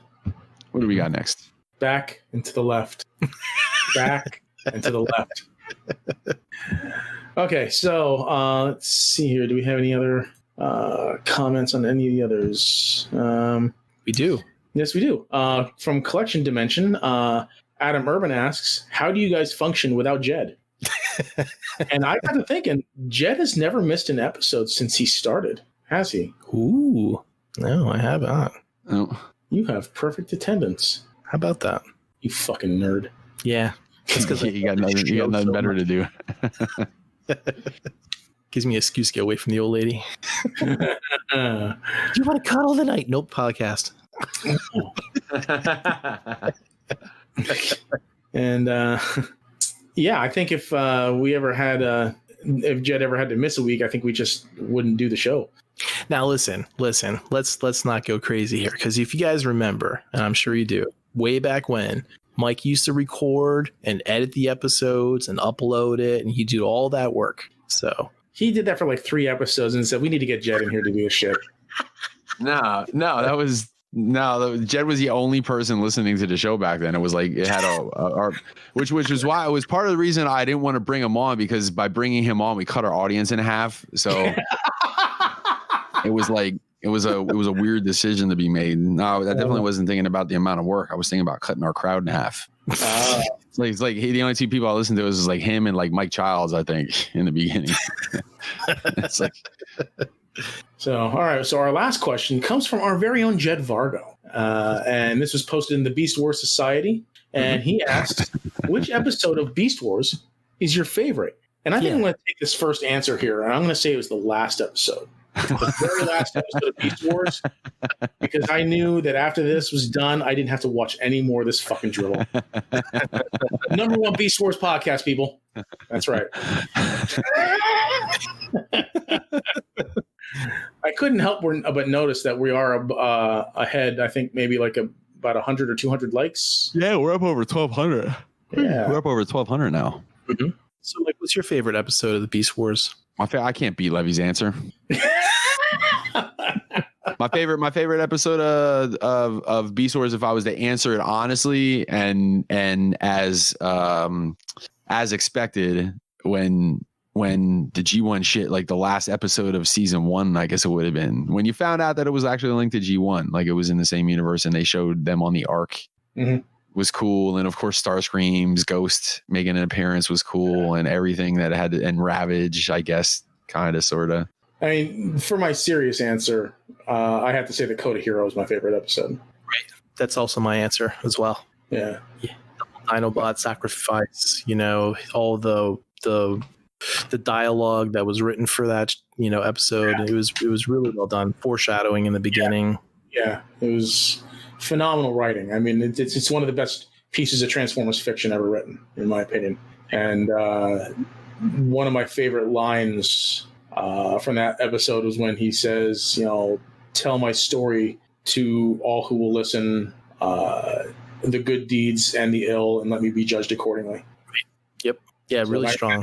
That really held some real emotional weight, That's the next art piece I'm going to be doing is the Chinese wall scroll of all of that written in in Chinese, of course, and having that some of those things depicted from that episode, kind of like where he's kneeling with the sword in front of him, and him kind of having a I can't remember the right terminology for the stance that he's in, but it'll be all done in pen and ink style. No, I was asking you're going to do it in Chinese or Japanese script? Chinese script. Okay. Because actually Japanese script, the calligraphy was actually taken from Chinese. Oh, okay.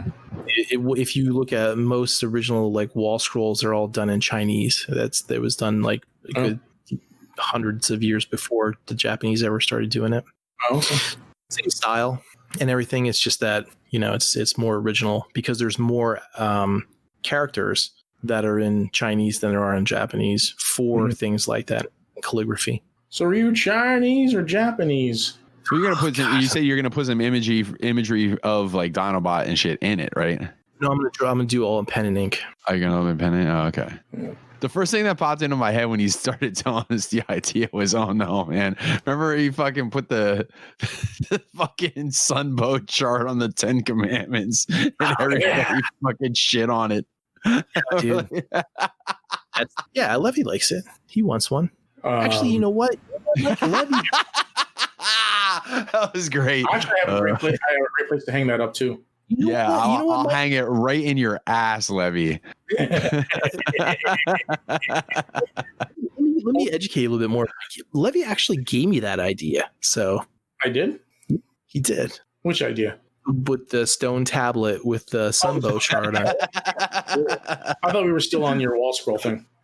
No. Levy, if I ever come over to your house and you got that shit hanging on the wall, my shit ain't hanging on the wall, I'm fucking wiping everything out that's on the walls over there, and it's gonna end up being a friendship ender because you're not gonna let me back in your house anymore after that.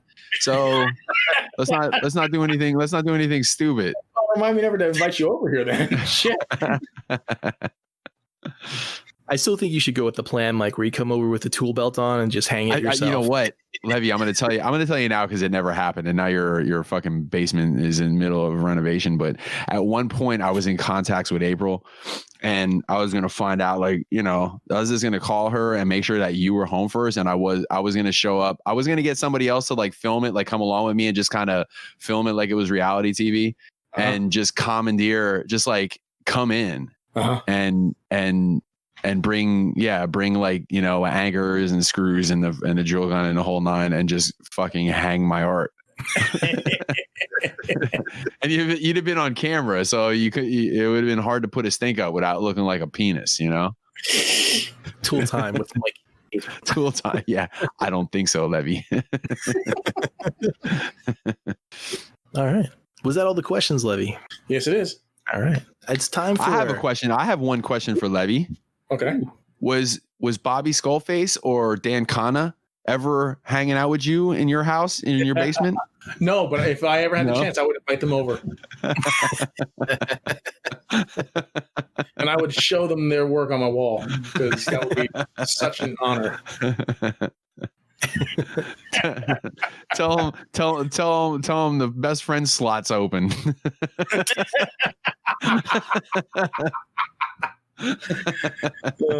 Toy news. So, toy news. Let's see, what do we want to... Well, first of all, let's talk about... So, now I don't have any... Oh, what's up? I was going to say we could always attack the questions that Marlon and Justin had. Or Jared. Yeah. I mean. Who asked about the movie characters? Was that Marlon? Mm-hmm. Yeah. So and I'm actually going back to our Blackout and Shout chat because I think Levy, you sent over the actual article, did you not? Here we go. Possible Transformers. Okay, so it says possible 86 Transformers movie toys coming to Studio Series line. We have what might be some pretty huge news. Fellow Cybertronian JT Prime 17 has found a Walmart listing for Transformers Generations Studio Series Leader 86 Grimlock. Now, the Studio Series line was always labeled in the system as part of the generation, so that fits. But the big deal here is what comes next, which seems to be a shortened version of Leader Class Grimlock plus Wheelie. Oh, I was wondering what that WHE was. That's Wheelie from the 86 film. Walmart listings have yet to be wrong, so we can only assume this means the Studio Series line is branching out into figures from the 86 film. The pairing of Grimlock and Wheelie makes a lot of sense because that's where they became friends. Blah, blah, blah, blah, blah. So basically what the long and short of this is that the Studio Series may possibly be doing a 86 movie line.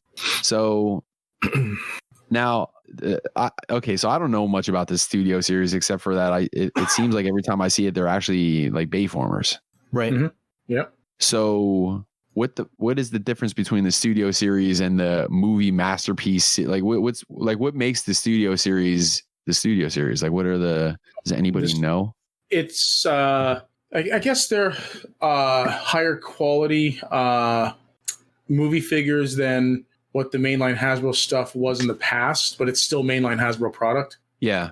So it's not masterpiece quality. But it's a step up from like Combiner Wars, is what you're saying. I'll say it's a step up from the old movie toys. Yeah. These are like meant to have more detailed and accurate sculpts and whatnot. So better engineering, I think. So what's a little confusing to me about this is that and I don't know who all is going to get redos in the Siege line and the War for Cybertron line, or the War for Cybertron line is the whole thing, but like Siege and Earthrise. Mm-hmm. Because it seems like, I don't know, a couple of these I guess they're probably going to zero in more on the actual, like the meat and potatoes of the movie cast, like the actual what would become the third season robots, I guess, like Cup and RC and Hot Rod. And I mean, are they going to bother with, like, you think they're going to bother with like Blaster and Perceptor and a couple of the ones that were leftovers from the first two seasons?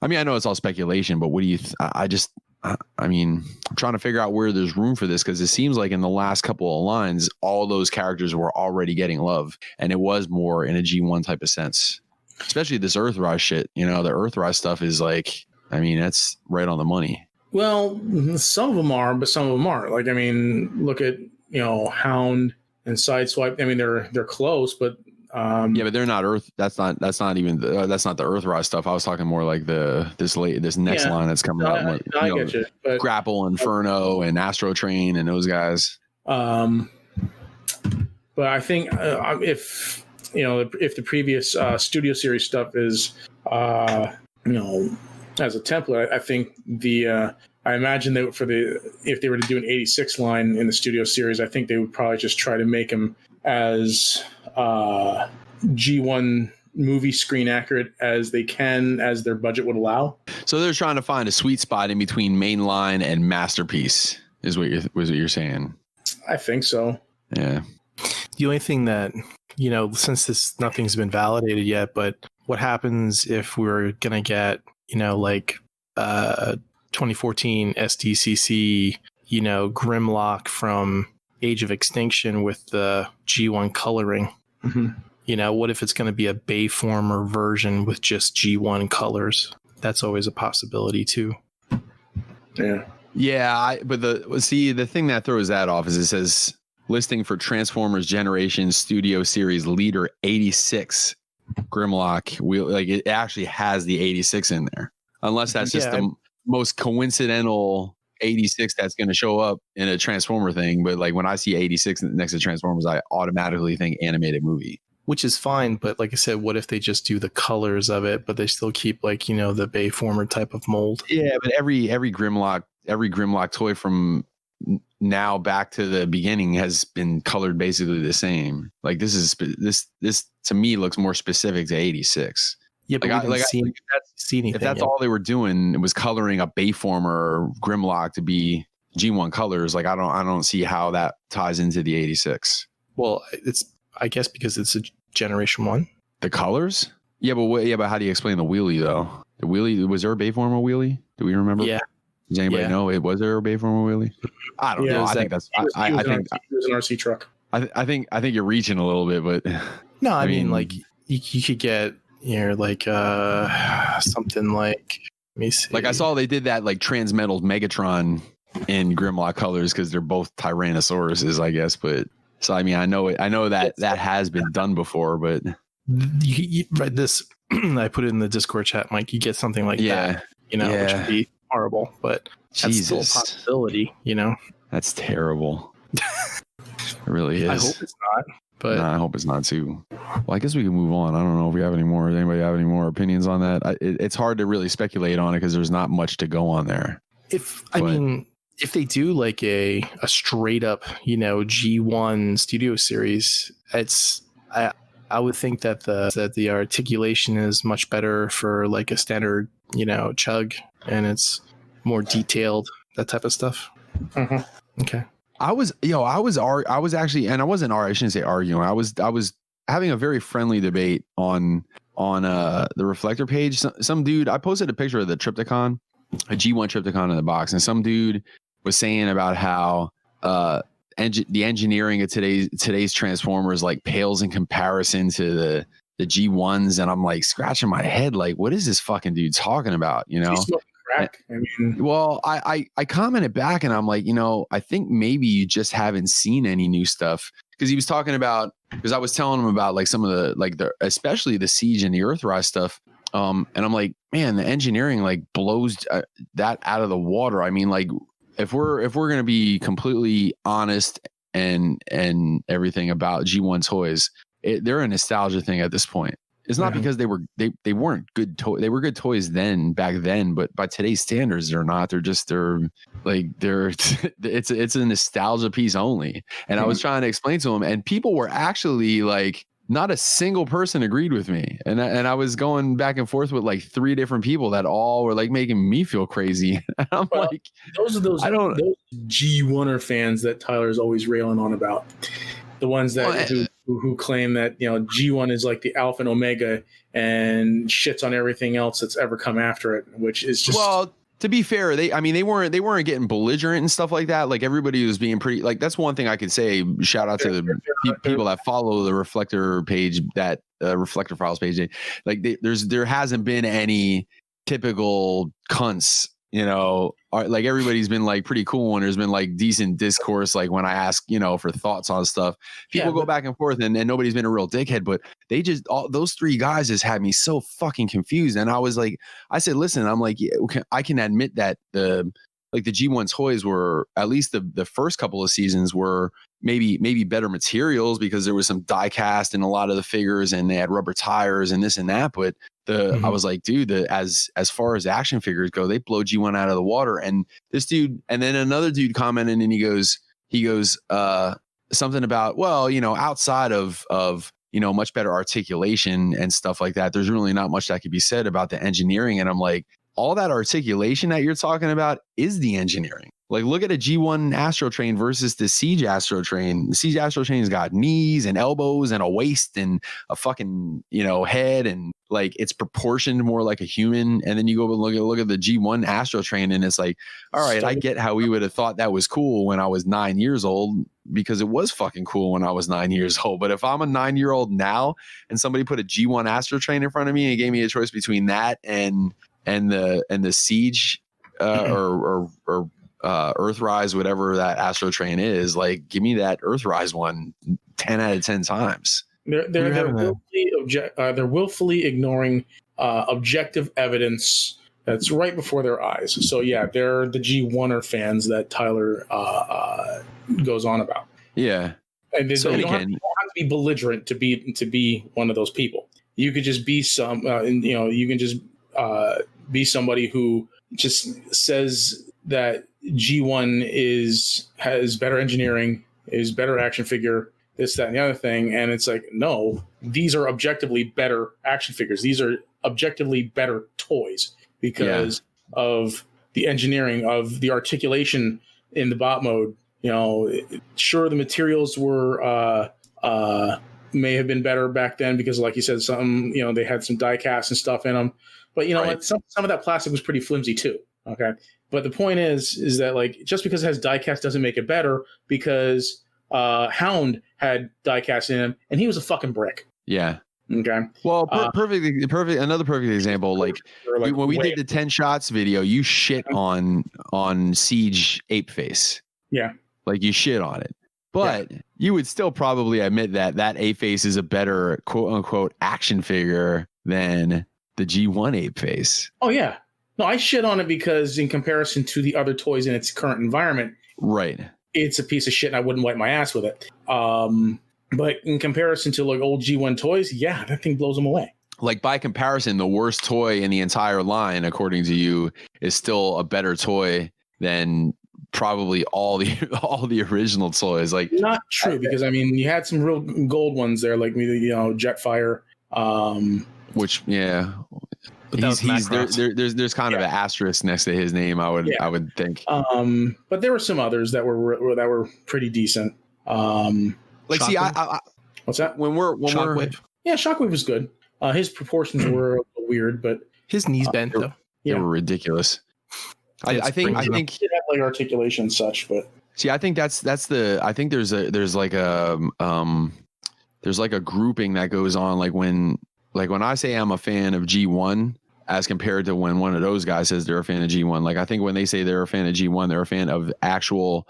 Like they're like a G1 purist or whatever. And when I think G1, I just think of the entire umbrella of G1. Like I consider the IDW stuff, I consider that G1. It's G1. You know what I mean? It's completely and solely based on G1. They all pretty much look like G1. It's fucking G1. Dreamwave Comics is G1, you know. Mm-hmm. Siege and Earthrise is fucking G1, like all that, you know what I mean? That to me is all like kind of under the same umbrella. So I kind of consider that all G1. But those particular dudes were like, yeah, man, fuck all this new shit. Give me that 1984 brick, and that's what I want for myself. And you know what? More power to them. Yeah. So I mean, listen, they weren't belligerent. They were cool, you know, but they were just very. It was a very confusing conversation to be, especially because I thought like when I was making my points, I thought somebody else was eventually going to jump in and at least like my comment. Like, yeah, that guy has a point. But it was like I was getting gaslighted because nobody was agreeing with me. And I'm like, I need to bow out for today, man. I can't even do this anymore. I'm wasting brain cells. So if you want to go by like any type of actual like test QAing, right?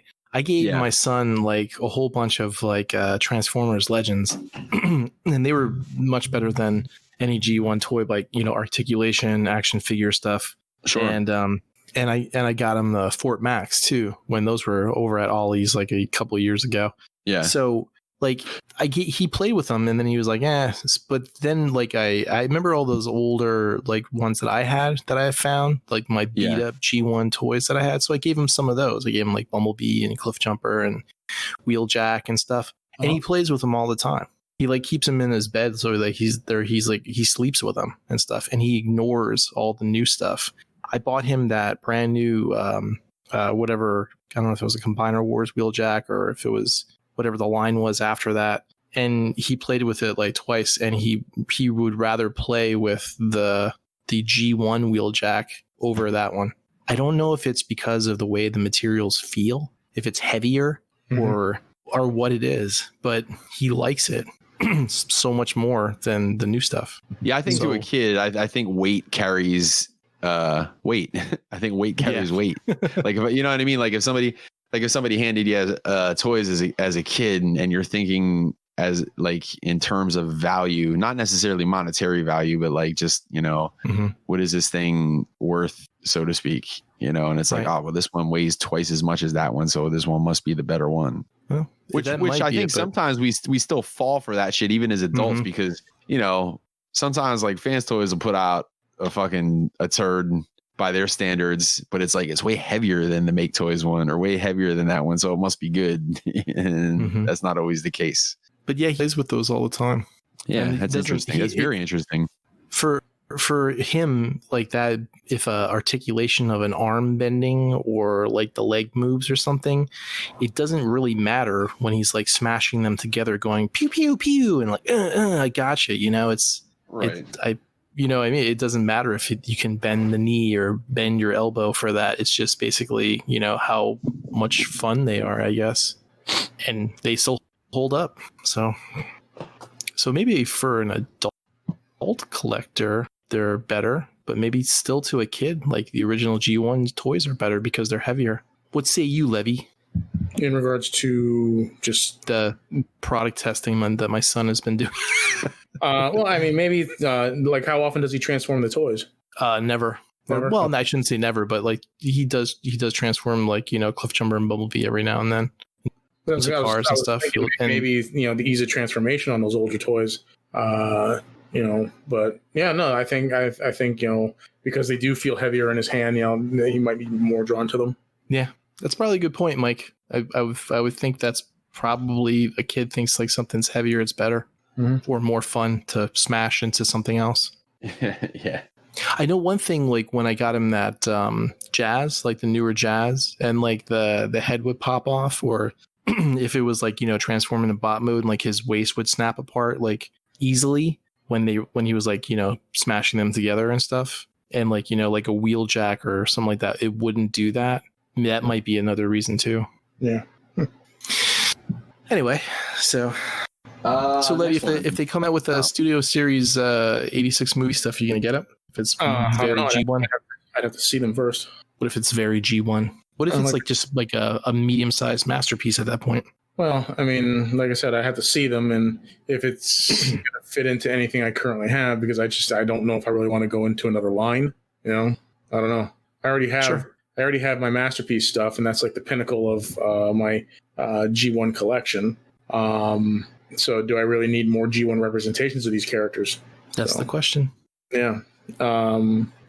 So yeah, I mean, I'll have to see, like, will it scale with the Siege stuff or the Earthrise stuff? You know, if it does, maybe I might consider, you know, mixing them together, but who knows?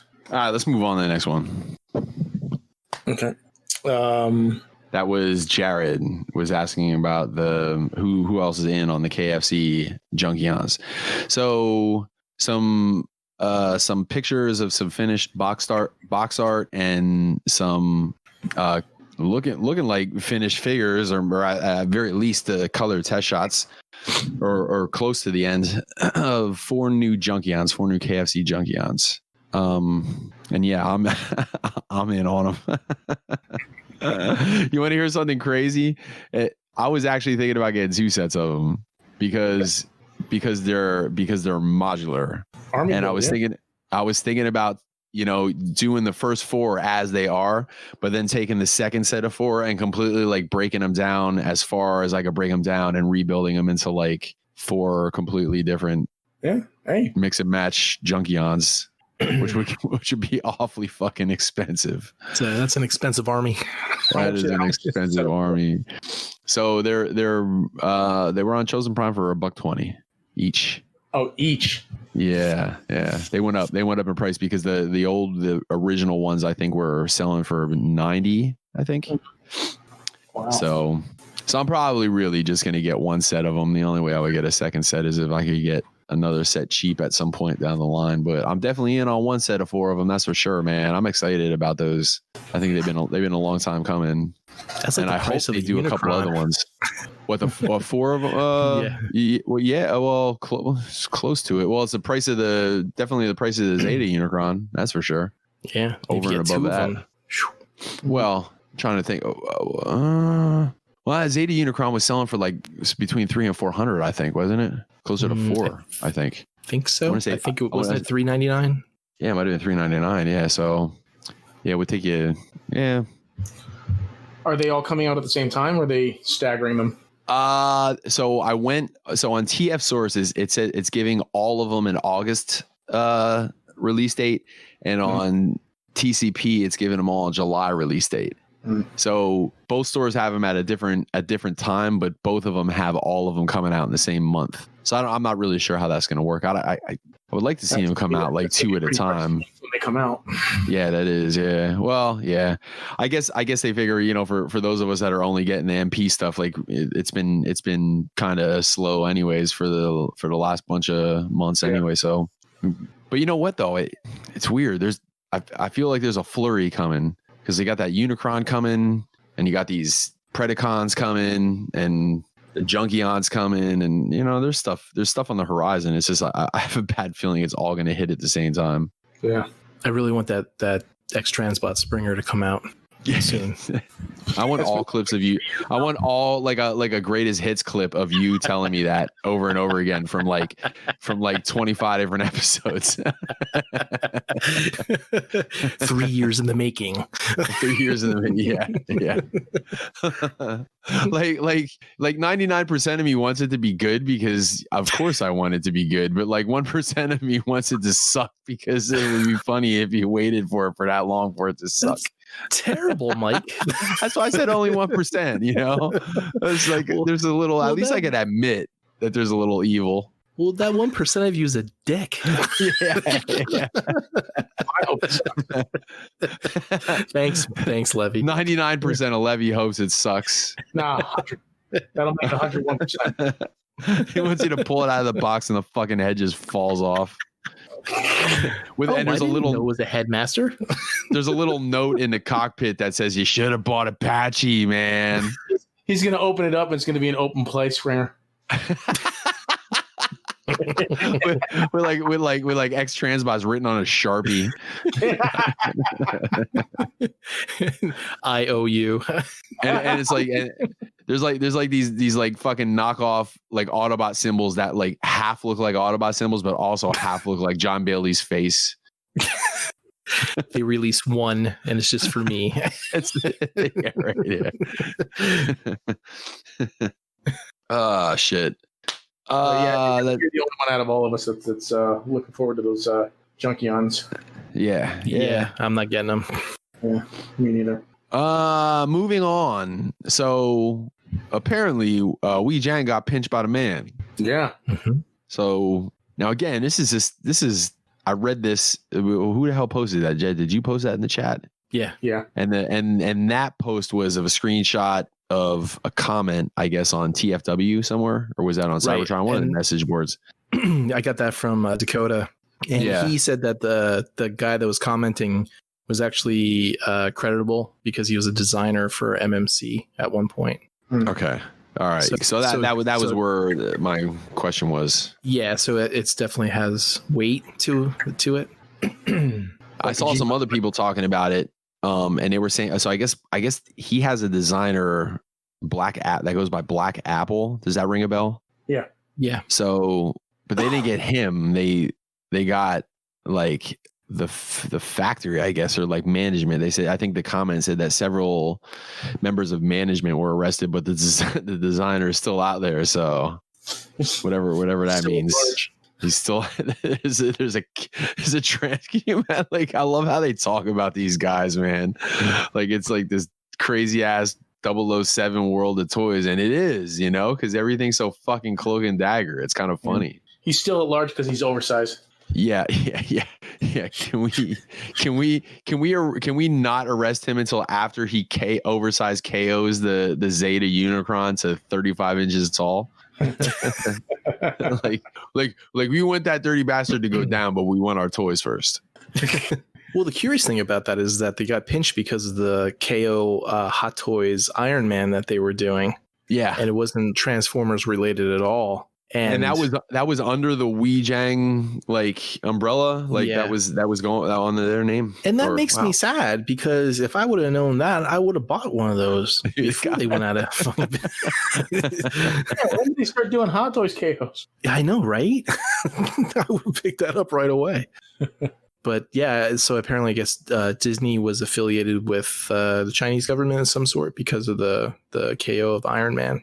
Yeah, don't fuck with Disney, man. Well, it goes back to, what was it, a year ago, Mike? Was that around that time that, didn't they get Who got raided? I thought it was them that they got raided because of something with. Weijang. No, it wasn't them. It wasn't they got raided. There was an announcement that Hasbro was going to partner with, I think, Chinese government to help stop the KO companies, right? No, it's because of Gundam KOs. Yeah, Hasbro. That was a band. That was a Bandai thing, wasn't it? Yeah.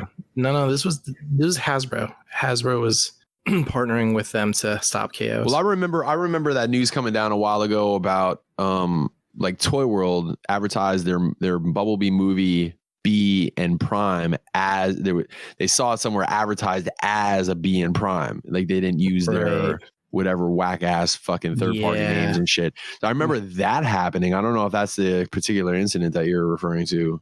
No, I just remember there being like a letter or something that was shown.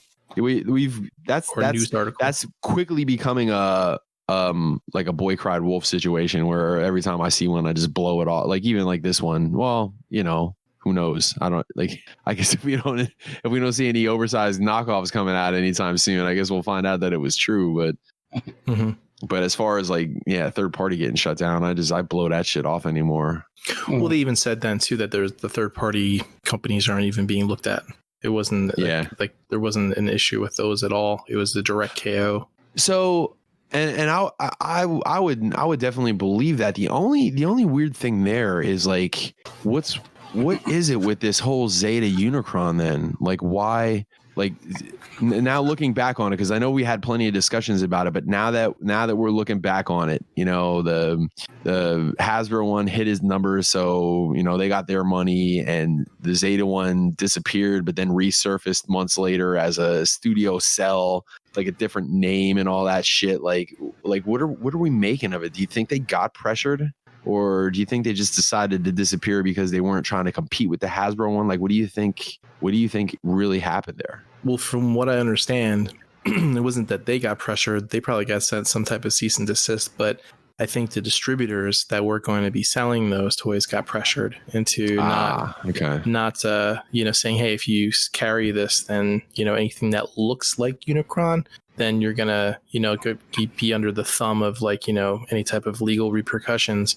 So I think them removing the wings and the head and selling it as like, or not selling it, but including it as like a bonus package or an upgrade kit or something. But how's that fooling anybody though? Apparently the direct wording, I guess, or the marketing of it and the pictures of it don't violate whatever type of precedence that you know, Hasbro or Takara has set, maybe in some type of legal document, and they're getting so it's not that so it's not that they're like that's fooling anybody. It's just that they're doing just enough to avoid legal bullshit. But that's what I would think. Why wouldn't Zeta just put it out under Zeta? Like, why do you think they felt the need to do it under a different name, or do you think they were just being extra careful? I think it's probably under some type of like S corporation, so that if they do get sued, that the company then just goes bankrupt and dissolves. In that way, it doesn't personally affect any employee or stakeholder. Whereas the other company maybe is set up like that. Because I know that if you set up an S corp in America and like say someone sues you because, you know, say you made a fucked up toy and your kid swallowed the fucking part or some shit like that, when they sue you, you know, the company goes away, but they can't take your house or your car or anything like that. Got it. It's just the company is an entity. So it's probably something along those lines, however that works in China or Hong Kong, wherever they're based. Huh. That's my opinion. What do you think, Levy? I don't know. I'm not sure why. I think what you said makes sense, but yeah, I'm not sure I can speculate on why they're going through it with a different name other than Zeta. That's all I got. Ooh, what about I got the Scorponok. So they actually I posted on the Reflector Files a little bit earlier today, and I found it on the Dame Chalk wall, but they finally put out like a picture of Scorponok standing next to Fort Max. So it was the Titans Return Fort Max and the Siege, or was it Siege or Earthrise? I don't even know if it's an Earthrise or a Siege, but it's the Scorponok for the War for Cybertron series. And I don't know if did you guys see that picture by any chance? Yes. The one where they're standing. I'm going to stick it in the chat. If you didn't see it, Levy, hang on one second. put that in the chat. One thing I forgot to mention too is that there's a rumor going around that the next line of that series is going to be G2 after Earthrise. Mm-hmm. Oh God, I hope not. Yeah, seriously, where the hell you hear that from? You heard that from Gort, didn't you? Just a rumor. Yeah, from Court. You're trying to Jedi mind trick everybody into making G2 stuff. I put that in the chat for you, Lev. Yeah, I see that. No, I did see Scorponok before, but yeah, that looked cool. The feet are mistransformed. He's actually supposed to have like real feet. They forgot to transform the toes out, but he's not as far away size-wise as I thought he was going to be. Like when they initially gave the measurements, I thought he was going to be like way tiny, but he's close. Did you? Like they look. I didn't because actually I posted that as well too. Like this is ultimately like Fans Toys fucked everything up because they're gonna put that big ass Fort Max out. So it's like, well, if I'm gonna have that big ass Fort Max, I'm gonna need that big ass Scorponok. So this would really, like, if I pre-ordered it, would end up being $180, $160, whatever the hell it is, like long-term placeholder. But then I was making the point, like, well, if I'm gonna have it for a couple of years, because who the hell knows when that Fort Max is gonna come out, and if they would even have plans for a Scorponok after that, like, so you just don't know when that's gonna happen. So like, if I have this thing for a couple of years before any of that shit happens, like, maybe it's not as much a placeholder as I had a toy for 4 or 5 years and it was cool. So I'm kind of leaning towards getting it, but I'm also leaning towards playing the long game on this thing as well, like not pre-ordering it, just kind of like hanging out and seeing if it shows up anywhere for cheaper at some point. So you're really playing the real long game on that one. Yeah. Especially if you're banking on Fans Toys to push one out. Yeah, well, if all the rumors are true that they got their own factory and they're going to start doing, and they've been putting a lot more products out. Like I know they always I feel like they catch a lot of flack for never putting out the Blitzwing and never putting out the Trailbreaker. But if you really look at their track record, man, they're putting out a lot of shit, especially in the last year or two. So I don't want to go with the old narrative of, well, these guys, they're never going to put this out. It's going to take forever, but it's probably going to be a little while, even if they're putting out figures at a decent pace. Who knows when that Fort Max is going to happen. And like I said, even if they do the Fort Max, like I don't know that they're going to jump right to doing a Scorponok after that. They might do a Grand Max out of the Fort Max, and maybe, they might do a Metroplex. I don't know. You know what I mean? I don't even know when and if that's ever going to happen. So like I said, I'm kind of leaning towards maybe getting it, but I definitely don't want to pay full price for it.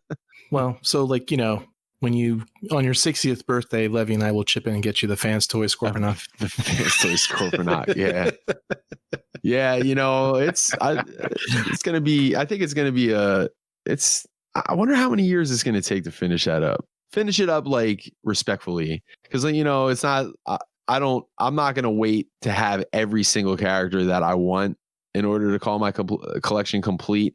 I think I'll call it complete when all the main, you know what I mean? Like right now I have no Protectobots. Like that's a glaring hole. You know what I mean? Like there's certain teams and certain characters that I don't have yet that are stopping me from calling the collection complete. But even going by lenient standards, like, man, it's probably still going to be a long time, man. It's going to be a long time before I have everything. And who the hell? Yeah, it's going for 60 years. That'd be funny if that's how it went down. We'll be laughing about it if we remember anything. You'll go to give it to me and I won't even know what the fuck it is. This is fucking purple and green monstrosity. Get this out of here. Be old. You want to hear a funny old story? I had Special K with the strawberries in it the other night, and that was my dessert, and I was really happy about it. And I'm like, man, how fucking old did I get, dude? Where Special K with the strawberries in it became a fucking dessert. Special K with strawberries in it is pretty fucking awesome. It is good, man. It was good. Thanks for backing me up, Levy. Hey, man, the red berry. That's good shit, man. Yeah, man. What'd you have for lunch? Did you have the cottage cheese and apple butter? I had a bag of Werther's Originals.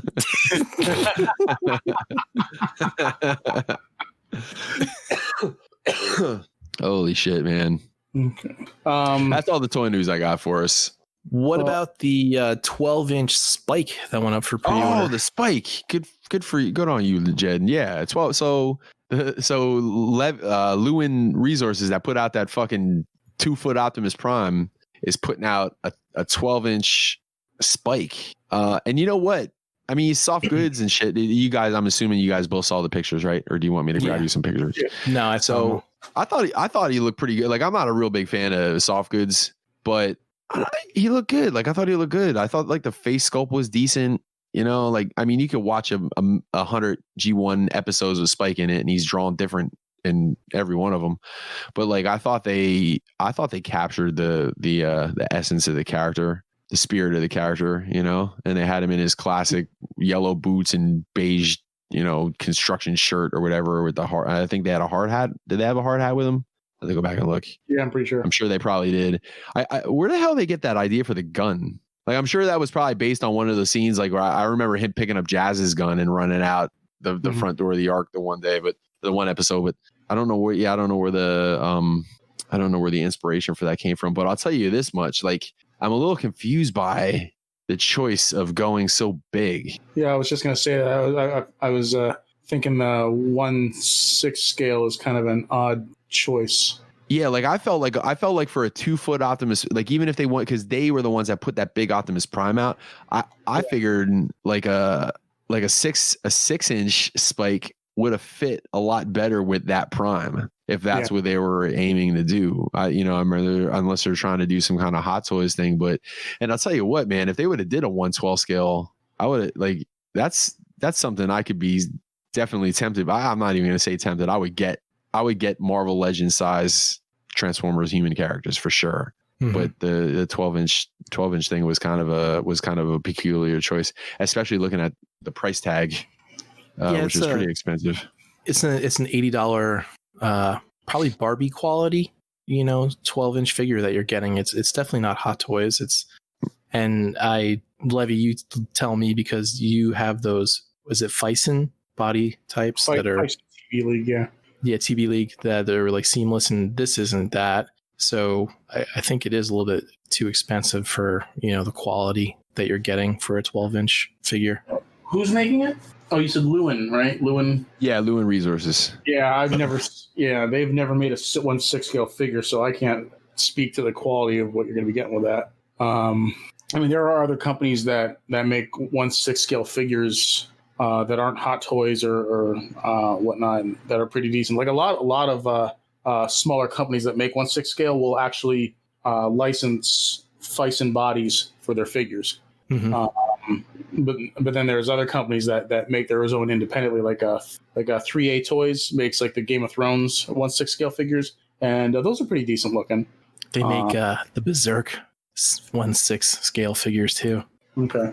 Yeah, so I mean, there are companies other than Hot Toys and Fison that are making 1/6 scale figures too. So, but I've never seen anything from Lewin other than that, oversized MP10. So I'm not sure. Well, I saw a lot of people complaining about this. They were like, "Why didn't you just make the the Megatron instead of this? Make the oversized Megatron." So here's something peculiar that I don't know if I found it peculiar is I'm on the Lewin Resources page right now. I'm actually went to the Dame Chalk shared it right from their wall. So their advertisement, it's on the Lewin page, and the pictures all have the Lewin watermark on it, and they say blatantly right at the top, Spike Witwicky. It's not even like they fudged the name or some shit. Like, we all know it's Spike, obviously, but they put the name right on that thing, and they have a picture of Optimus Prime behind him, and he's got an Autobot symbol on his shoulder. So they're just using it's, I don't know, it's like about to give. Yeah, right. That's exactly right. Why don't you come after us, Hasbro? Yeah. Yeah. They probably saw it and nobody's buying a Spike doll. How much are they asking for that? $80. $80. 80. Yeah. Barbies go for 20. 30 with a horse. I don't know. I imagine it might be better quality than a Barbie, but I don't know. I want Harris to buy this and the She Doll and make a Spike and She stop motion animation porn. Hey, tell you what, buy this figure and I'll do it.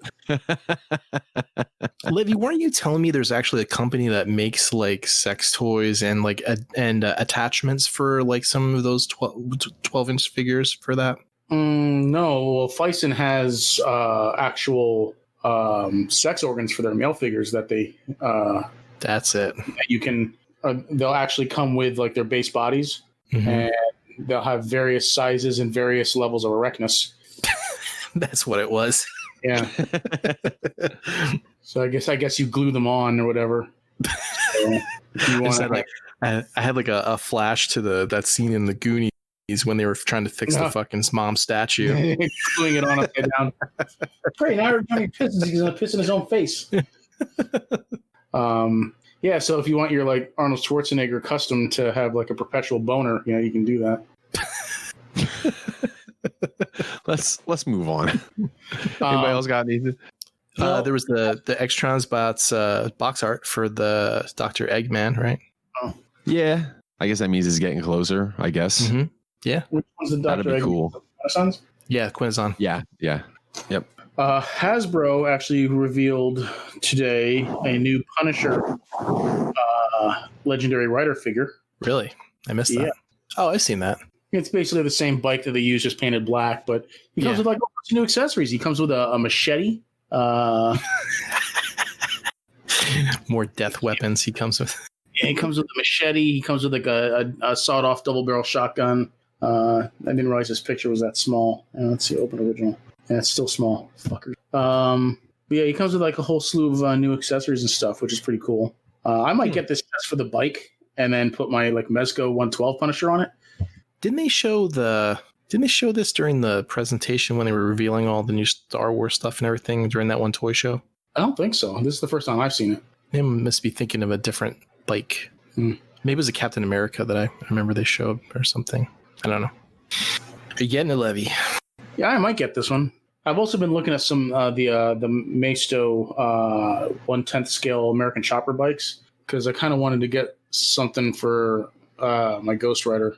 And I think I might actually pick up the American Chopper Comanche and then use the that skull attachment on that went on the front of the bike on the Marvel Legends Ghost Rider. I was thinking about painting that up with some chrome and putting that on, gluing that onto the front of the Comanche bike. Cool. So did you? I know like in the past 2 weeks that Hot Toys showed their Wonder Woman, and then SH Figuarts also showed their Wonder Woman. And Mezco 112 showed their Wonder Woman. And did you see all those, Levy? I thought the Mezco one looked terrible compared to the others. I thought the Mezco one looked all right. I ordered it because I want to complete my Mezco Trinity, and my Mezco Justice League needs a Wonder Woman. So yeah, I did pre-order that. I didn't pre-order the SH Figuarts or the Hot Toys ones. But I do have the Reveltech Wonder Woman on pre-order, and so I have the Mafex Justice League Wonder Woman, and that's a pretty good figure. So cool. Did you have other toy news, Levy? No, I think that's it. I didn't have anything else that I could think of. Okay. Weird news. Do we want to move on to weird news? Yeah. Okay. Yeah. Weird news. Let us see here. I have 3 stories tonight. The first story I call Interior Crocodile Alligator. You've heard that song, right? I'm an interior crocodile alligator. I drive a Chevrolet Theater or something like that. I can't remember. No. Okay. Me neither. No. Okay, so this comes from MiamiNewTimes.com. Vacationers find alligator lounging on alligator pool float at their Miami Airbnb. So let me see if I can get a picture of this, and I'll post it in the chat. Oh, why isn't it saving? Oh, there it is. Save image. There we go. I'll post this picture in the chat. So he was getting that ass, man. Yeah. So let's see here. A Georgia resident and his family spotted a gator casually chilling on an alligator-shaped pool float at their Airbnb in South Miami. My daughter, who's 14, was like, "Dad, this is so meta."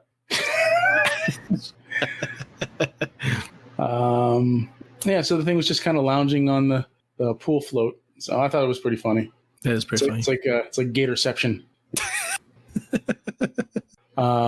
So my second story, I call it Into the Spider-Verse. I don't know. Last week, I don't know if you guys heard about this, but there was 3 young boys from Bolivia who they love Spider-Man. Spider-Man's like their favorite hero, you know. And actually, they're brothers. They were ages 8, 10, and 12. And while herding goats, they found a black widow spider. And so they thought, we could be Spider-Man if we let the spider bite us. So they did. So they let themselves get bit by this black widow spider, all 3 of them. And all 3 of them ended up going to the hospital and almost died. So Nitwits. Right there is a nitwit. Yep. With venom 15 times stronger than a rattlesnake's, black widows are one of the most feared spiders in the world and the most venomous in North America. Though their bites are not usually fatal, but children are among those most at risk, along with the elderly and the infirm. Mm-hmm. So, and this was actually from the NewYorkPost.com. So lesson is remember that Spider-Man is a fictional character, kids. If you want to get spider powers, you have to either irradiate the spider or genetically engineer it. Then let it bite you. And then let it bite you. Or you eat it. So this last story I call Like Clockwork, and this comes from thevintagenews.com. A tiny insect is discovered to contain the only mechanical gears ever found in nature. This tiny insect, commonly referred to as a nymph bug, actually has structures in its hind legs that closely resemble gear teeth, and it's used to synchronize. They're used to synchronize the movements of its legs as it jumps. And there's actually a picture of them here. They're microscopic, it looks like, but yeah, they look like gear teeth. Oh wow, that's pretty crazy. Yeah. So, like I said, and it's the only creature in nature to ever have a mechanical kind of structure in their body like this. Wow. That is strange as fuck. Isn't it? That's weird. Yeah. Next thing you know, they're going to be transforming into robots. Yeah. Beast Wars! Yeah. Well, at least they have good articulation. And it's symmetrical. All right. Well, that's it for weird news. Wait, what about my article I sent you? Oh, what'd you send me? What did I send you about the orchestra in the castle? Oh, yeah. Okay, so this comes from our very own Jet Vargo. Let's see here. Castle Ravenloft. Bolivian orchestra stranded at haunted German castle surrounded by wolves. Also from the NewYorkPost.com. And it's haunted by a ghost. A Bolivian pan flute orchestra has been stuck in quarantine on the grounds of a grand 15th century palace outside of Berlin for 2 months, presumably because of the coronavirus pandemic. They arrived on March 10th, expecting to perform at the Mayor's Music Festival, but then was the German government announced a ban on large gatherings and was followed by a full country lockdown. A week later, Bolivia closed its borders, and the group was stranded at the 600-acre estate surrounded by 23 packs of wolves and haunted by the ghost of Frederick the Great. 23 packs of wolves. How did they get those numbers? My guess is they went out and counted them. I'd be dipped in shit. 23 packs of wolves, a lot of fucking wolves, man. Yeah, right? The castle has like a moat and everything, man. Could you imagine being stuck in a castle for like 2 months that's haunted, Mike? That'd be so fucking cool. That would be cool. Hearing fucking what's 23 times what is a pack, Levy? Like four wolves, 6 wolves? You know, on average. I don't know. Man, maybe like I don't know. Wolves travel in larger numbers, don't they? It depends. Because it's different than like it's different than a pride of lions. Like the pride got like the one male lion, a couple chicks, and then like a couple kids or whatever. But whenever you see like the the pack of wolves, it always has a lot more males. Like there's the alpha, and then all his boys are with him, plus all the bitches. All the bitches. All the wolf bitches. All the wolf bitches. For argument's sake, is 10 wolves per pack. That's like over. That's all. Now just think about it. You're in a haunted castle. You're in a haunted castle at night, right? Yeah. And you hear 200 wolves howling. Isn't that all? That'd be the best. Who do they talk to? Is anybody named Belmont by any chance? Belmont. Is there a Belmont involved? It sounds awful a lot like a Belmont story. Tracy Prada, who just joined the orchestra in December, ran into wolves during one of her walks. I froze in fear, but they were just play fighting and moved on. To pass the time, the group practices up to 6 hours a day, takes walks, parentheses, looking out for wolves, and plays soccer. And play soccer? Is that what you said? Yeah. They could like have their own theme music and shit. That's crazy. So, all right, drop a camera. My weird news. Drop a camera crew in there. You have a whole fucking reality show, man, in no time. Yeah, it'll be called "Throw 'Em to the Wolves." Yeah. So nerd news, and nerd news is kind of light. I don't have too much. So did you hear that Richard Hurd died? He was 87 years old. He was an American actor. He was known for his roles on Seinfeld and for playing Admiral Paris in a lot of different Star Trek series. And wait, who was he on Seinfeld? He was, yeah. I didn't hear what he said. George's boss. Ah, okay. He also played the one that played Steinbrenner. No, not Steinbrenner. I forget his character name. Yeah, he was the guy that was. You remember V, Mike? The original. Yes. Yeah. He played John. He was like the older guy that was in charge. Oh, okay. And he was also on Sequest and a bunch of other stuff. He died from complications from cancer. How old was he? 87. Cancer sucks, but 87 is a good run. Mm-hmm. I hope I make it to 87. That's all really the people that I had that died that were like affiliated with the stuff that we deal with. Trailers. What'd you guys think of the Lovecraft Country trailer? Yeah, I really dig Peele's horror stuff, man. And this looks like it's going to be a pretty good one. It looks like it's really tackling, at least from the trailer, it looks like it's tackling some current events, which would be hard to do since he would have had to been planning this out for how long. So, but it's not like this is something new that goes on, it's been around for a while, but it takes place like what, years and years ago, right? In the South, probably like in the 60s, I'm assuming. Yeah. But it looks very relevant, still relevant to what's happening right now. But I liked his other movies, man. I liked the Get Out and Us. Was that what it was? The last one was called Us, right? Yeah. That one where the family had the clones and shit. I don't know, dude. I like his what he's doing so far horror wise. And this movie looks like it's going to be pretty fucking creepy. I think it's a series, actually. Oh, is it a series? It's going to be on HBO, so I have a feeling it's going to be a series. Well, that's going to be interesting because he's done movies. If this is a series, we'll have to see how he does with a series. But I got no reason to think it's going to suck. What do you think, Levy? No, it looks good. I'm really looking forward to it. I'm a big fan of Jordan Peele's work. So, and then there was the other one that I found was Volition.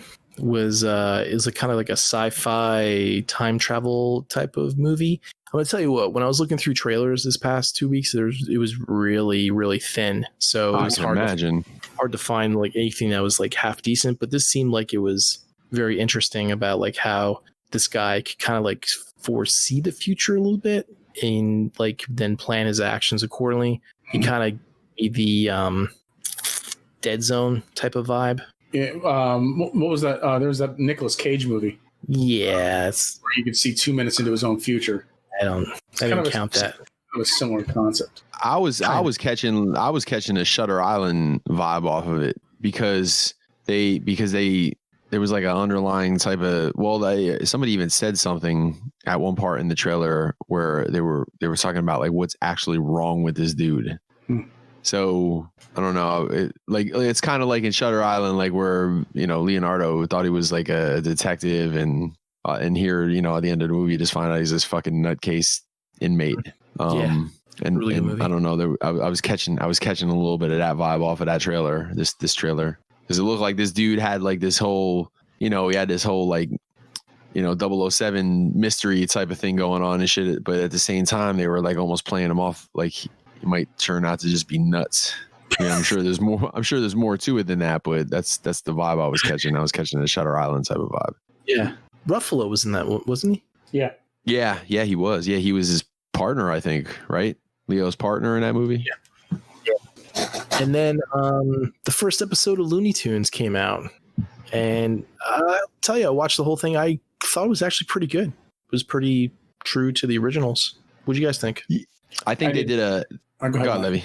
I think they did a nice job of capturing the spirit of the old Looney Tunes at the same time as updating like the animation style. You know, I thought it was very well animated, and I liked what they did, but they didn't go too far off the beaten path. You know, they didn't make it look too computerized and shit. You know, they did a pretty nice job of that.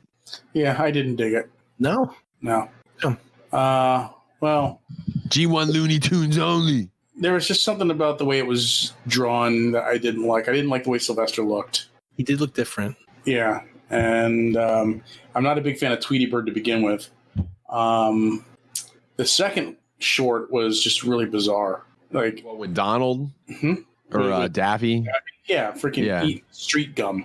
Yeah, it was bizarre, man. It was weird. I never seen anything like that from the old Looney Tunes. I think they're going. I was gonna say, I think they're going really old school with Looney Tunes. Like if you look at the quick animation that they did of Bugs Bunny, he had a very, need I say, G1 Bugs Bunny look versus like the modern Bugs Bunny drawings that you know, a more sloping face. Yeah, and I like that. I liked that style way back when, you know, those cartoons were probably the funniest ones compared to like the newer ones.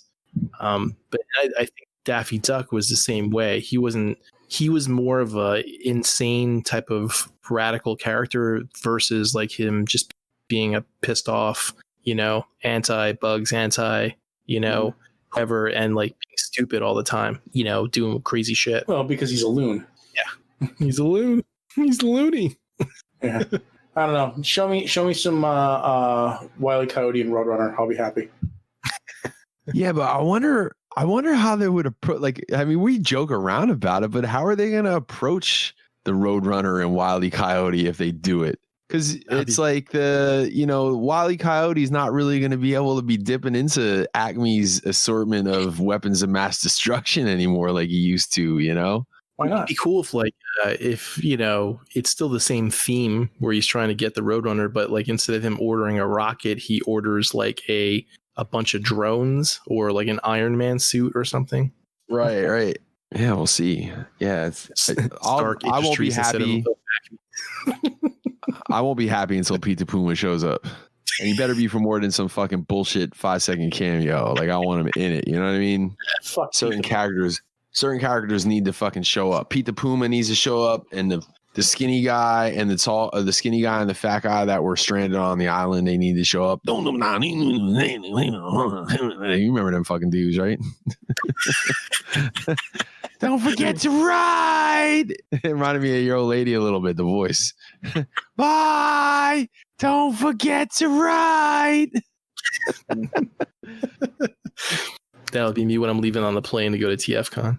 I can't wait till we record this live, because like I'm in headphones right now and Vanessa's in the next room over, so all she hears is me. She doesn't hear you guys, so this is just sounds ridiculous right now. So that's all I had. Trailers I had.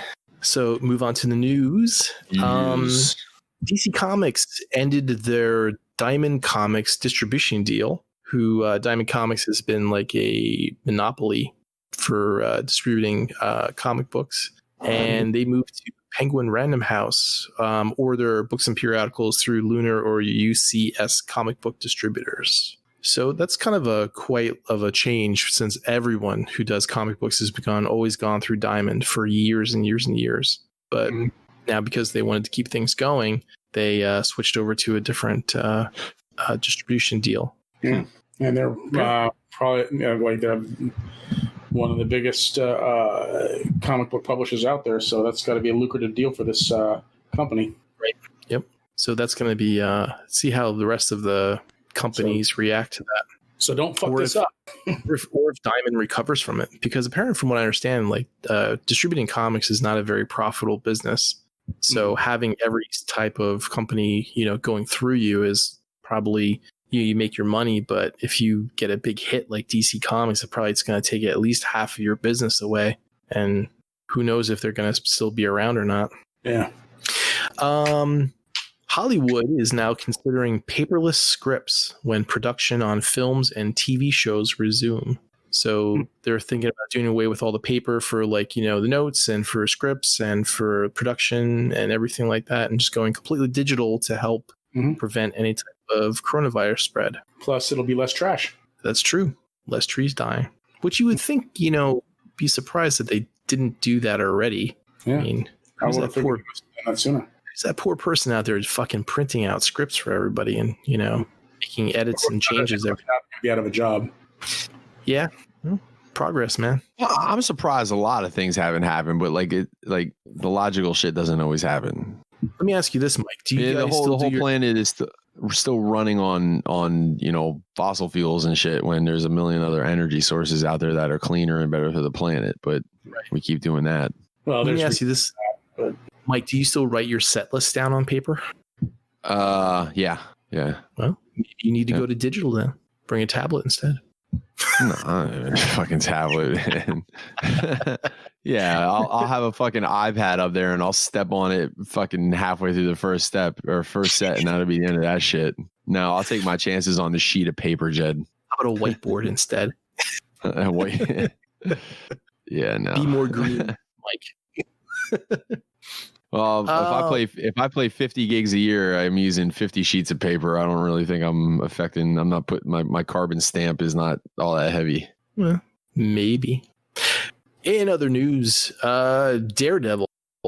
So now there's less than 6 months until Marvel regains the rights to The Man Without Fear. So Netflix had to deal with distribution or whatever, syndication. I forget what kind of it all detailed, but anything that Disney would put out for Daredevil, then Netflix would have to, have the rights to do that. So there's only 6 months left, Levy, until Disney can take that all back, and they could probably do something on Disney Plus or movies if they wanted to.